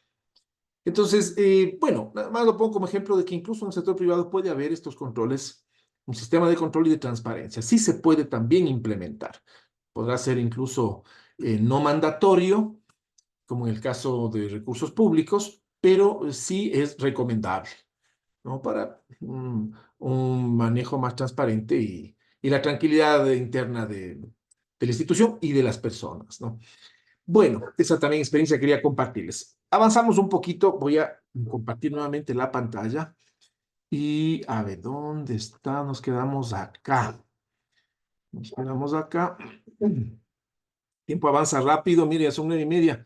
Bueno, vamos avanzando como siempre haciendo la clase con estas pausas que son las que enriquecen la clase. Bien, entonces ahora vamos a ver, hemos visto ya la ley, ¿no es cierto?, las atribuciones generales de la función de transparencia y control social.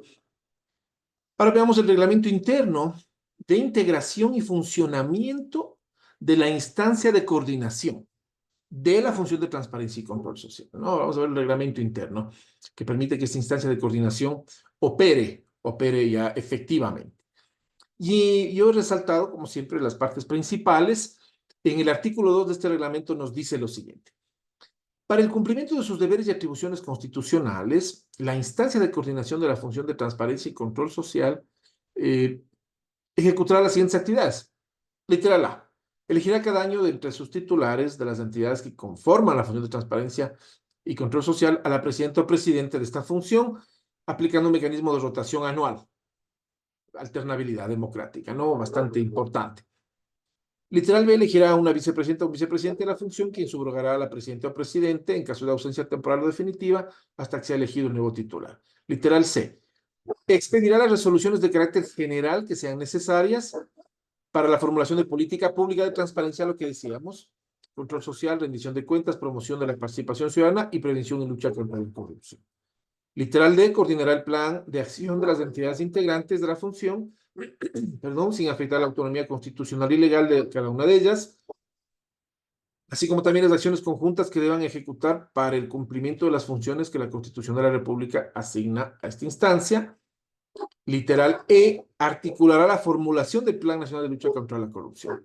Esto es fundamental, ¿no? Articular los elementos necesarios para que de manera conjunta, coordinada, se elabore el Plan Nacional de Lucha contra la Corrupción. Literal F, elaborará y someterá a la aprobación de la Asamblea Nacional proyectos de reformas legales relacionados al ámbito de sus competencias constitucionales y legales. Literal G, elaborará y presentará a la Asamblea Nacional el informe anual de actividades relativas al cumplimiento de las funciones y asimismo informará al órgano al organismo legislativo cuando éste lo requiera, las veces que, como ustedes saben, las diversas comisiones de la Asamblea Nacional lo requieran, la información, pues tiene que concurrir los diversos entes públicos a obligatoriamente entregar esta información de manera oportuna. Y finalmente, literal H, las demás que sean necesarias para el cumplimiento de los deberes y atribuciones marcados en la ley. Bien, hasta aquí un poco veíamos un poco el ámbito general de acción del reglamento para que funcione la instancia de coordinación y sus principales atribuciones.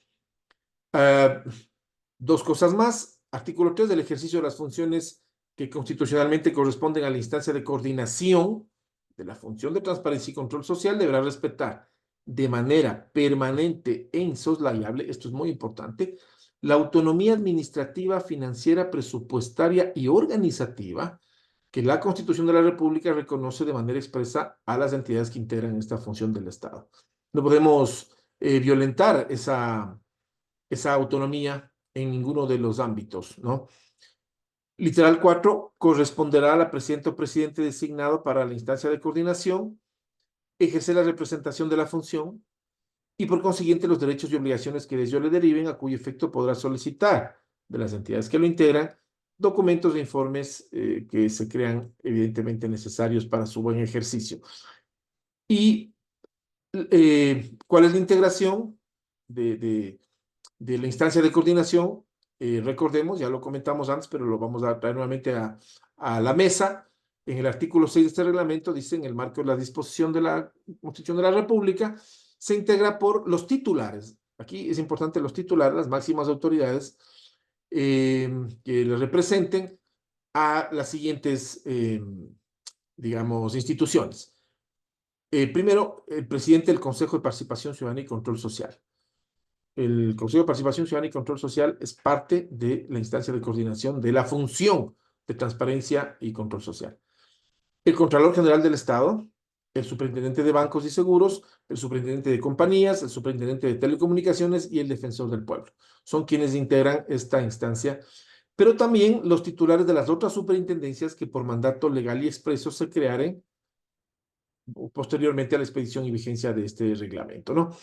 Entonces, fíjese, hay si nos analizamos un poquito, la instancia de coordinación está formada por un conjunto selecto, muy selecto, de instituciones del Estado que directamente tienen entre su mandato contribuir al desarrollo del país, porque cada una de ellas contribuye plenamente al desarrollo nacional, pero además tienen el mandato también de ejercer, está implícito de ejercer la transparencia y de controlar el funcionamiento y el manejo de la superestructura estatal, en todo sentido. O sea, el Consejo de Participación Ciudadana y Control Social, de manera evidente, es quien lidera el tema, pero también el Contralor General del Estado. Tiene que ver con el manejo de recursos del Estado por parte del Estado o entidades de derecho privado que manejan recursos públicos, como todos sabemos.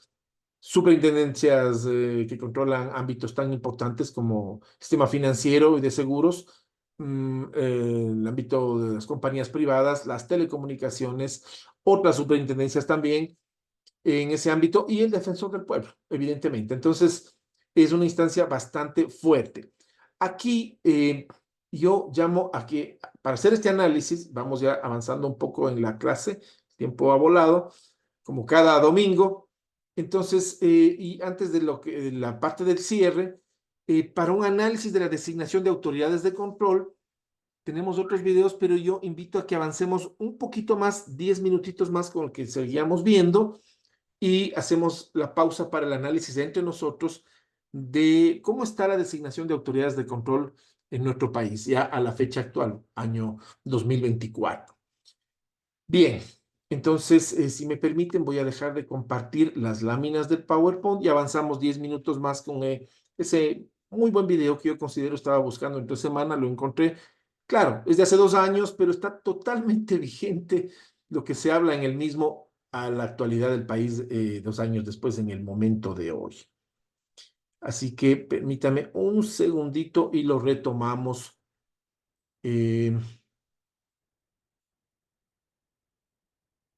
Aquí está. Lo retomamos ahora con la participación de un analista del diario El Universo. Y con eso creo que vamos hablando así mismo unos 10 minutitos o menos si el tiempo nos da. De corrupción, sino que hay una obligación que tenemos todos de trabajo preventivo para concienciar, para que mañana con las nuevas generaciones podamos observar resultados. Perdón, un segundito, lo quiero ponchar. Vamos a compartir la pantalla nuevamente. Aquí sí. Está acá. Ahí sí. Concretos, un cambio de actitud de algo que estamos dejando como una mala herencia a las generaciones que vienen. Doctora Nelsa Curbelo, le doy la palabra para que nos hable sobre el rol específico de la sociedad en la prevención y lucha contra la corrupción. Buenas noches. Buenas tardes, muchas gracias. Buenas tardes con todos. Yo oigo a mis colegas hablar y cada vez siento que me agobian más muchas cosas. Para ir un poco rápido, a ver, la corrupción en realidad es como, yo diría como el pantano en que muchas cosas en este país se están construyendo y que tiñe todo el quehacer. Todo el quehacer. Ustedes lo han abordado mucho desde el Estado y lo que el Estado debe tratar de hacer para que la ciudadanía intervenga. Yo creo que es la ciudadanía la que tiene que intervenir rápidamente, porque lo que está sucediendo a nivel de Estado y de organismos públicos es el espejo de la sociedad. Los que están en los cargos públicos son nuestros vecinos, son nuestros conocidos, son nuestros académicos, son la gente formada en este país. No vienen de Marte, no vienen de otras partes, son de aquí. Y cuando hacen, cuando ejercen, cuando nos someten a la corrupción tan grande que vemos, primero es un reflejo, es un espejo de nosotros mismos. Y segundo, creo que, a ver si me logro aclarar en algunas cosas, la corrupción es un vicio que seduce. Sin seducción no va a haber corrupción. Hay mucha gente que se deja seducir y ejerce un poder, un dominio de quien tiene más fuerza sobre quien no lo tiene, pero no es que compran mi conciencia. No, las conciencias no se compran. Es porque yo quiero eso que el otro me propone bajo una manera que realmente es un robo. Y quizás una de las cosas que creo más rápidas que hay que hacer es tomar conciencia de que la corrupción es un asesinato social. Nosotros nos indignamos, y con razón, de todo lo que sucede a nivel de inseguridad y asesinatos en el país. Pero los que nos han robado millones han sometido a la muerte a un montón de gente, a niños que no pueden ser atendidos por cáncer en Solca, a enfermos que no tienen remedios, a jóvenes que no pueden tener educación. Es decir, es una cadena, pero no la visualizamos y por eso le exigimos menos, por decir así, o no le solicitamos, no los ponemos en la exigencia colectiva de que esto no puede seguir así. Y requiere además de parte un discernimiento. Quien se deja corromper discierne, no es que las personas que tienen alguna discapacidad que les impide discernir no son corruptibles. Los corruptibles somos los que podemos interpretar y sacar las conclusiones, y a pesar de eso aceptamos y queremos. Y entonces creo que aquí hay que dar vuelta la concepción misma de corrupción, que es un fenómeno antiguo, en todas las civilizaciones está, que ha sido admitido, es admitido, es permitido, lo permitimos, que robe pero que haga, es ejercido, está respaldado, y solo se castiga cuando hay excesos.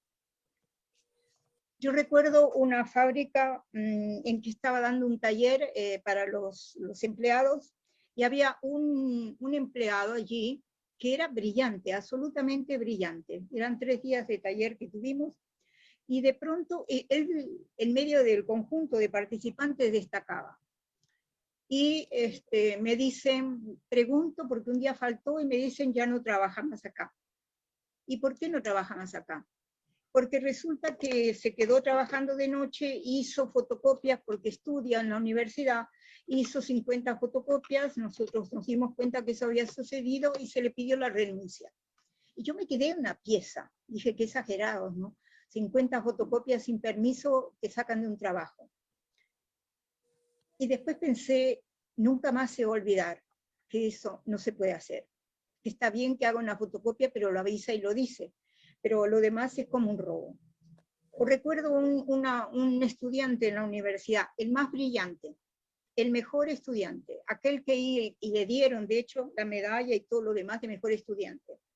Vino a verme y me dice, yo no entiendo por qué usted no acepta dinero del narcotráfico. Porque mire, total, usted hace cosas buenas y nunca tiene recursos. Para que otros se lleven el dinero del narcotráfico y lo hagan mal, no veo por qué usted no lo utiliza para hacer el trabajo que hace. Yo pedí al rector de la universidad que no le dieran la distinción de mejor alumno y de mejor todo, que sí se la dieron. Claro, 5 años después estaba preso por corrupto. Entonces, es la sociedad en su conjunto que no tiene claro, que no tiene, diría yo, los referentes. Primero, los referentes y la manera de cómo hacer frente a este aceite que se distribuye en toda la sociedad y que cubre todo. Yo he estado trabajando en las cárceles. ¿Cómo hace usted con un guía que cobra $800 por mes y que vienen y le dicen, aquí tiene un cheque? Que complementa, y este guía no está preparado para otras cosas. Y si él dice, yo no quiero, le dicen, pero sí acepte. Y si no acepta, qué pena, porque sabe qué, sabe dónde vive, dónde está, cuál es su familia, acepto. Y después todos los meses me dan un cheque. ¿Cómo hacemos que no se meta, que no haga parte de este engranaje nefasto en el que estamos metidos? Es decir, hay una ruptura muy grande de valores, de referentes, de maneras de hacer. ¿Cómo hacer frente a esto? ¿Cómo hacer frente? A mí me parece que esto es una especie de, yo diría, de enfrentamiento y de guerra en la que no podemos hacer frente a los generales. Hay que sacar los soldados de la guerra. Hay que sacar la base que sostiene la corrupción. Y la base que sostiene la corrupción es el creer que con más dinero, con más poder, con más fama, con más oropel, yo soy más importante. Hay que lograr que la gente entienda que un oficio honesto y un trabajo honesto me permite salir adelante en la vida sin tener que recurrir a todo esto que estamos haciendo. Hablo y se me vienen todos los ejemplos a la cabeza. Hace 10 minutos, en un vehículo de un gobierno autónomo, la mecánica le puso 2 cosas que no necesitaba, porque total, como lo paga el municipio, ¿no es cierto? Pero el municipio no es una empresa, el municipio lo paga la ciudadanía, así que me lo está cobrando a mí y a los demás, pero yo no traduzco Estado por ciudadanía. El Estado es un ente allá al que le tengo que exprimir y sacar todo lo que tiene, y no lo asocio con el Estado, está al servicio y somos todos nosotros que lo sostenemos. Y ese divorcio impide que tomemos conciencia de que esto lo tenemos que cambiar entre todos. Entonces, ese cambiar entre todos viene desde la prevención, como decía usted, la educación. En eso, en general, tengo también muchos ejemplos de cómo se ha logrado cambiar esto a través del área educativa, pero creo que viene desde las organizaciones barriales. Viene desde retomar la organización y ser conscientes de lo que supone de nefasto la corrupción para cada uno de nosotros, no para los demás, no para los asambleístas que van presos, no para el vicepresidente de un país que está preso, no, es para mí, para usted y para los demás. ¿Cómo puedo hacer yo? Ahí se requiere justamente hay que invertir en lo primero, en tener posibilidades de trabajo para la gente, porque si no, de verdad, es un caldo de cultivo bastante rápido. Desde el lado de la mayor pobreza y desde el lado de la mayor riqueza es donde más corrupción hay, porque los que no tienen nada van a aceptar cualquier cosa con tal de poder tener algo, y los demás hacen todo para evadir las responsabilidades que tienen con el dinero que tienen. Entonces, creo que acá hay un maridaje que tiene que ser abordado desde diferentes aspectos. Yo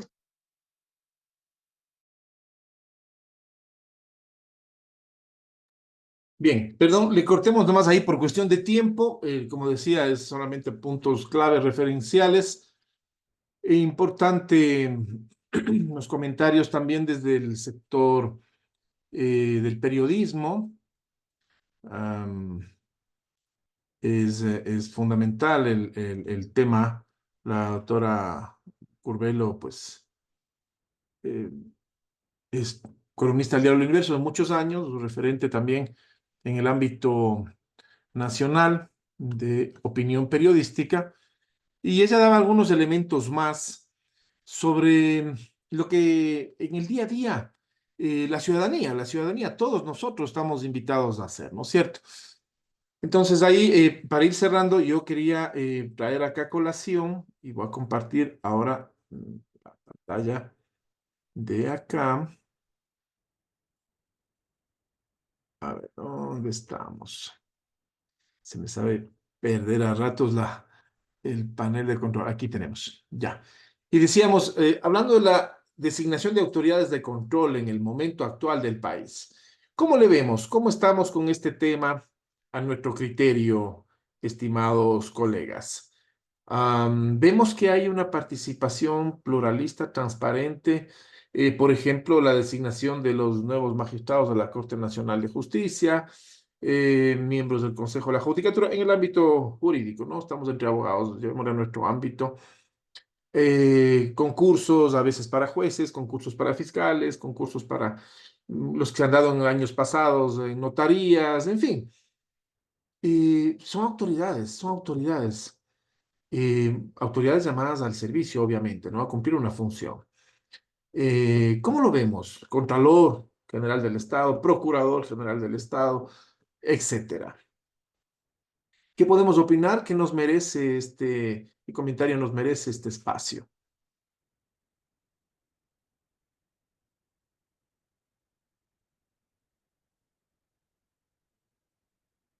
Bueno, mientras nos vamos animando a opinar, yo les cuento una anécdota también para ir alimentando un poco la clase mientras nos vamos animando. Y son cosas, como decía la doctora Curbelo, son cosas que están en el día a día, ¿no? Y están en la base de la sociedad, que es la familia, lamentablemente. A veces, ¿qué es lo que estamos enseñando a los hijos?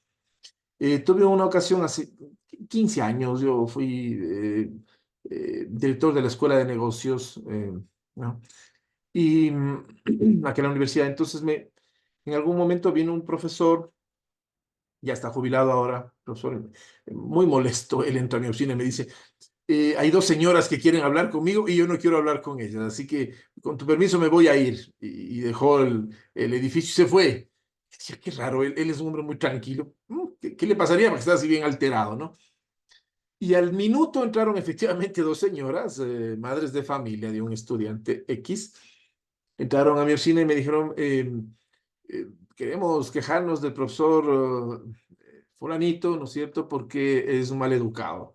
Nos ha dejado con la palabra en la boca y no ha querido atendernos. Bueno, señoras, siéntense. A ver, también ellas enojadas, ¿no? ¿En qué les puedo atender yo?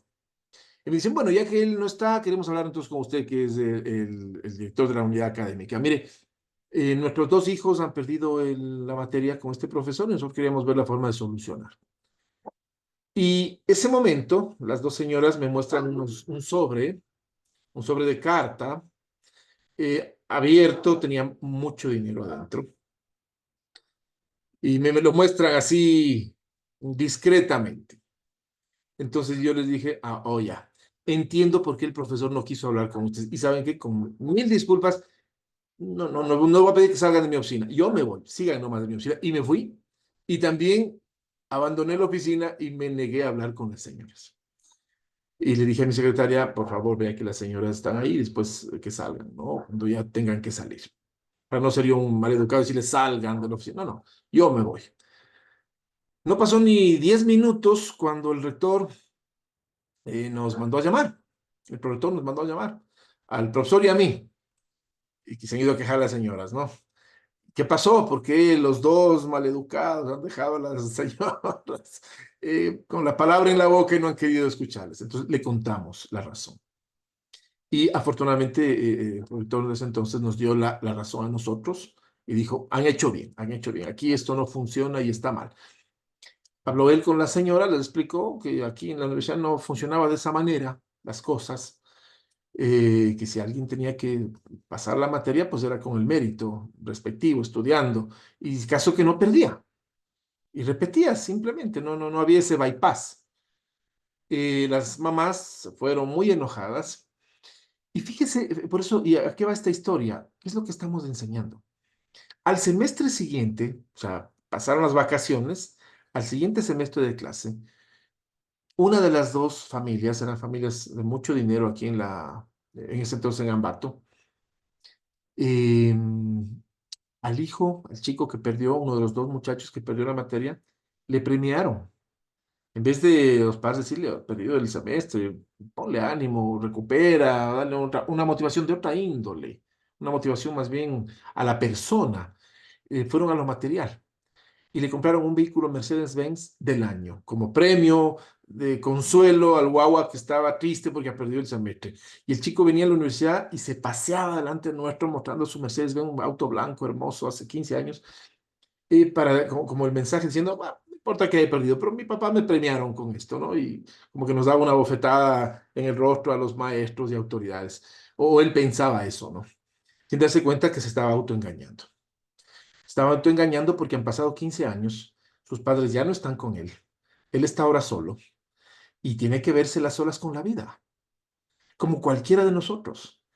Y nos vemos y nos enfrentamos a la vida en el día a día con lo que tenemos en el corazón y en la mente. Esas dos son nuestras herramientas para enfrentar la vida y sus problemas, ¿no?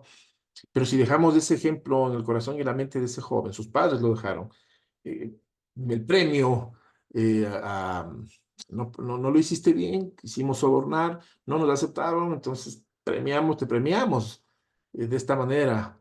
Pero cuando ya no esté papá y mamá para seguirle protegiendo y siendo ese escudo y a él le toca enfrentarse a la vida, ¿qué va a pasar de ese joven? Ahora ya es un señor, pues un padre de familia y todo, ¿no? Entonces, desde ahí nace, desde esas actitudes nace.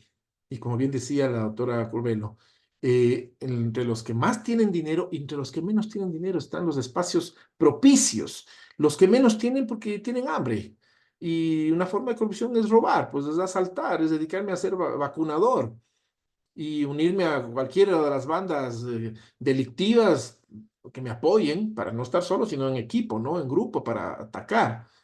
Pero también entre los que más tienen, quieren tener más, y a veces no de manera transparente, a veces evadiendo el pago de tributos, bueno, haciendo tantas cosas. Entonces, en ese contexto, y quería contarles esta anécdota, ¿cómo vemos el tema de la designación de las autoridades de control? ¿Cómo debería ser en todo caso? Vamos al deber ser, queridos colegas, estamos en el campo del derecho.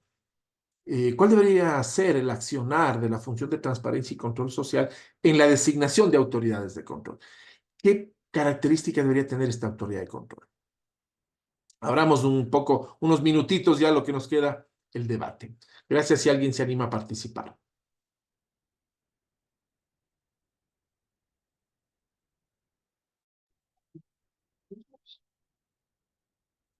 Doctor, Bienvenido, doctor Figueroa. Adelante, por favor. bueno, realmente, como lo decía la doctora mismo, el espejo que nos estamos mirando ahora de lo que está pasando en las diferentes secciones del Estado en el Ecuador, pues es es el mejor reflejo de lo que tenemos actualmente. Y se puede ver, y como lo decían antes yo también, realmente pues cualquiera representante, mucho más en lo que corresponde a este tema de la función del control social, debería ser una persona que salga pues de las bases sociales y sobre todo que tenga la autonomía necesaria y suficiente, porque todos los que están de alguna u otra manera vinculados dentro de la, de la dirección o de la integración como miembros del Consejo de Participación Ciudadana, hemos visto de que son personas ya nombradas con anterioridad, recomendadas con anterioridad por quien está liderando un proceso y que en este caso quien está al frente del gobierno. Entonces, por eso es de que muchas de las veces con la omisión o con el apoyo de las actividades incluso que son contrarias a la realidad social, hemos visto de cómo sigue decayendo la particularidad en relación de los verdaderos objetivos que deben darse para que haya una mejor responsabilidad social y principalmente que haya mayor transparencia dentro de las funciones del Estado. Que lo que quiero decir es de que eh, lamentablemente la contaminación respecto a la depreciación de los valores o de la falta de ética ha calado mucho en nuestra sociedad y que pues abrigo la esperanza de que se pueda recuperar en algo la institucionalidad y especialmente la persona.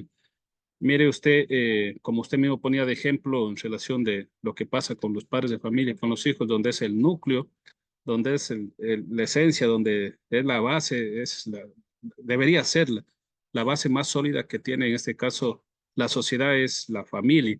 Pero ahí vemos en donde se ha perdido incluso la autoridad de padres y madres frente a los hijos e incluso llegan a ser responsables de formar un hijo vacío en relación de que cuando ven que hay un problema en las instituciones educativas de cualquier edad que sea, salen a darle la razón al hijo y no así al maestro y más bien terminan denunciándolos a los maestros en las juntas de protección, en fin, en el DC mismo de la misma institución y terminan haciéndoles expedientes como casi lo que pasaba con la policía, que la policía por las situaciones que le tocaba el uso de progresivo de la fuerza, a veces no medía estas situaciones, pero alguien les grabó y terminaban presos los policías y acá también los profesores terminaban en asuntos de litigio en relación de que el estudiante o el niño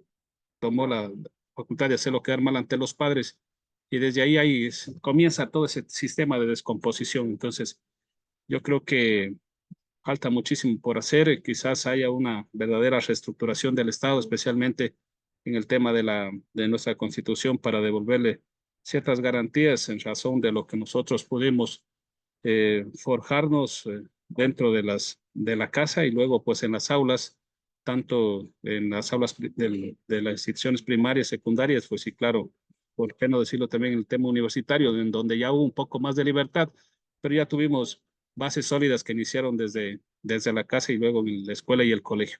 Entonces yo abrigo la esperanza de que haya ese cambio y que sobre todo nosotros en el campo del derecho, como profesionales, abogados, pues tampoco nos mermemos o nos limitemos en relación de aplicar la normativa, pues sí, claro, bajo la conducta ejemplarizadora que debe ser, en este caso, de poder ayudar a los jueces o magistrados y si es que hay alguien que está queriendo hacer lo contrario, pues también a ponerlo o denunciarlo en su momento, pues sin tener el temor de que mañana por otras resoluciones a lo mejor no hacerlo. Entonces, algunos hemos visto que ha pasado eso de que prefieren dejar en un caso, dejar que se aplique alguna injusticia porque tengo otros asuntos más pendientes y que me podrían dar mayor favorabilidad a lo que necesita resolver.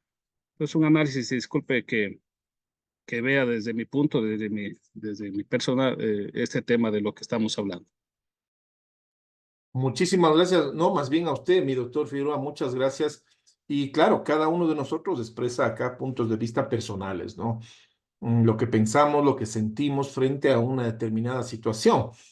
Bueno, el tiempo se nos ha terminado. Vamos a parar ahí por respeto a ustedes. Con las disculpas del día de hoy, empezamos unos minutitos tarde, teníamos algún problema técnico para la conexión. Insisto, gracias a la gentileza de los miembros del equipo de la maestría, el doctor Marcelo Mogrovejo a la cabeza, la doctora Janet Castro, pues nos ha ayudado siempre cada semana con la conexión. Le agradecemos muchísimo. Y igualmente, siempre también el agradecimiento que nos ha ayudado bastante también la doctora Isabel. Y bueno, dejamos este tema pendiente, la designación de autoridades de control, según la Ley Orgánica del Consejo de Participación Ciudadana y Control Social, artículos 55, 56 especialmente, son las dos laminitas que nos quedamos pendientes el día de hoy. Las retomaremos ya en la siguiente domingo, la siguiente sesión. Este momento voy a subir las láminas ahorita al chat y mientras tanto también absorbemos inquietudes, preguntas. Adelante, mi estimado doctor Ruiz, bienvenido, por favor.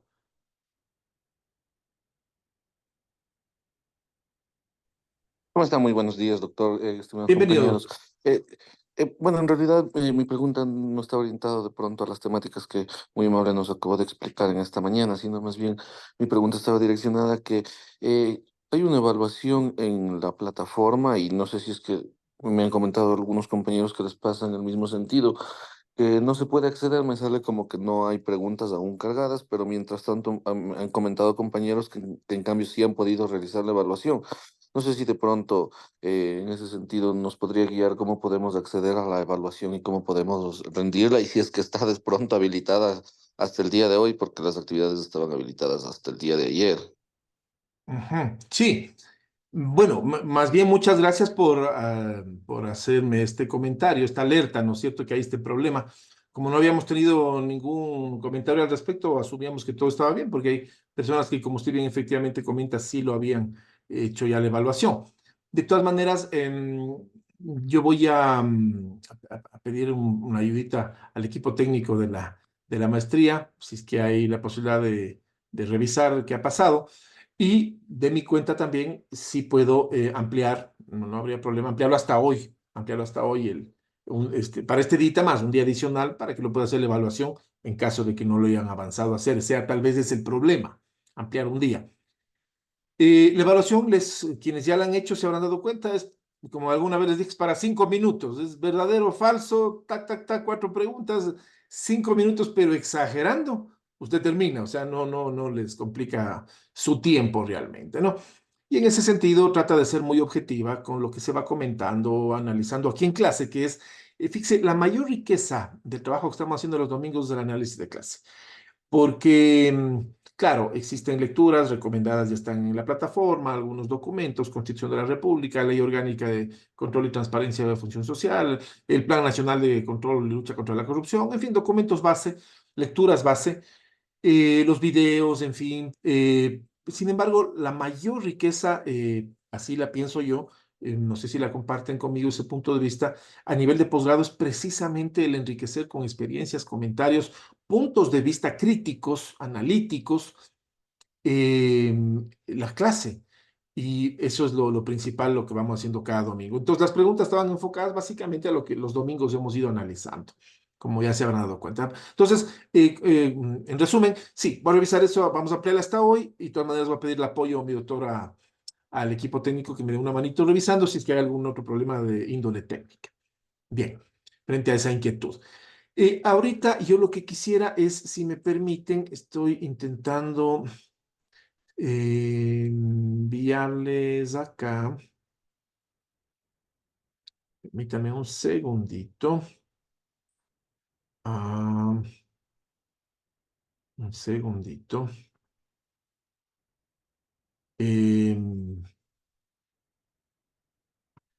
Yo tengo algún problema técnico.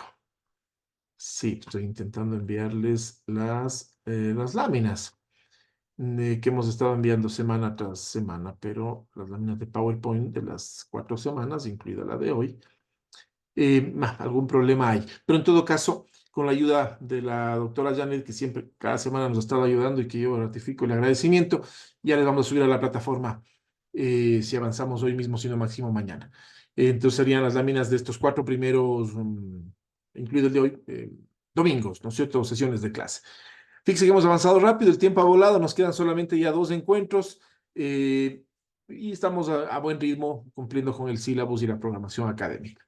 Bueno, en honor al tiempo de todos y respetando como siempre pues la programación, sin demorarnos más, agradecerles la gentil presencia online, la participación de todos y bueno, cualquier inquietud, novedad, como siempre, ratifico, todos tienen mi número telefónico, el correo electrónico. Agradezco mucho a todas las personas que cada semana, entre semana, me escriben al chat, que creo que es la herramienta más útil para todos, la que estamos incluso en el trabajo, conduciendo en la calle. Bueno, aunque conduciendo no sería lo ideal, pero a veces pasa también. Algunas personas me han dicho, "Vea, estoy conduciendo, ya me parqueo", y me mandan chats, en fin. Agradezco, como decía, que se han comunicado conmigo. Cualquier inquietud o pregunta, estoy siempre a sus órdenes en el transcurso de la semana, por el chat, por teléfono o al correo electrónico. Doc, la página para la evaluación aún está habilitada. Sí está todavía activa. Gracias, vea. Gracias, mi doctor Israel Sánchez. Entonces sí está habilitada, sí estando así. Claro, porque yo me acordaba, ahorita iba a revisar, pero me acordaba que estaba hasta el domingo. Qué bien. Doctor, sí, también acabo de revisar también si está abierta todavía, está habilitado. Acabo de dar incluso la Yo también estoy dando la prueba ahorita. Vea. Está habilitada. Sí. Adelante, entonces, suerte. Está habilitado. Más bien, Gracias. entonces, recomendarle al doctor Ruiz, me parece también, podría de una vez hacer la... Voy a revisarla, más bien, muchísimas gracias, compañeros, y más bien, ahí si es que de pronto hay algún inconveniente tal vez de mi plataforma o algo, ya me comunico con las autoridades, más bien, muchísimas gracias, porque a mí me parece como que no hay también me manda preguntas. cualquier mensaje. Muy amable, muchísimas gracias, doctor, más bien. Muchísimas gracias a todos, un excelente domingo. Doctor, creo que hay que tener en consideración el video que nos mandó el doctor Mogrovejo, en el cual decía que hay que descargarse una aplicación para poder dar el examen. A lo mejor no la han descargado todavía, por eso no les permite darse la prueba. Puede ser eso, gracias mi doctora Cobos. Aquí ya, vea, qué bonito que entre todos vamos dando soluciones, sobre todo en la parte técnica. Muchísimas gracias también ese dato para el doctor Ruiz. Bien. Gracias, compañeras, gracias, doctor. Gracias a todos, entonces, que tengan un excelente domingo, lo que resta con sus familias, y que la semana sea muy provechosa y productiva. Muchas gracias, doctor. Igual para usted. Doctor, buenos días. Gracias, doctor. Buenos días, gracias. Buenos días, compañeros. Buenos días, doctor.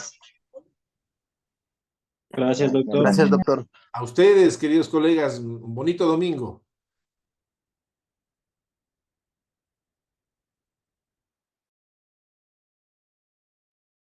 Gracias, doctor. Buen fin de semana. Gracias. Igualmente a ustedes, mis queridos colegas, un bonito domingo. Gracias, doctor.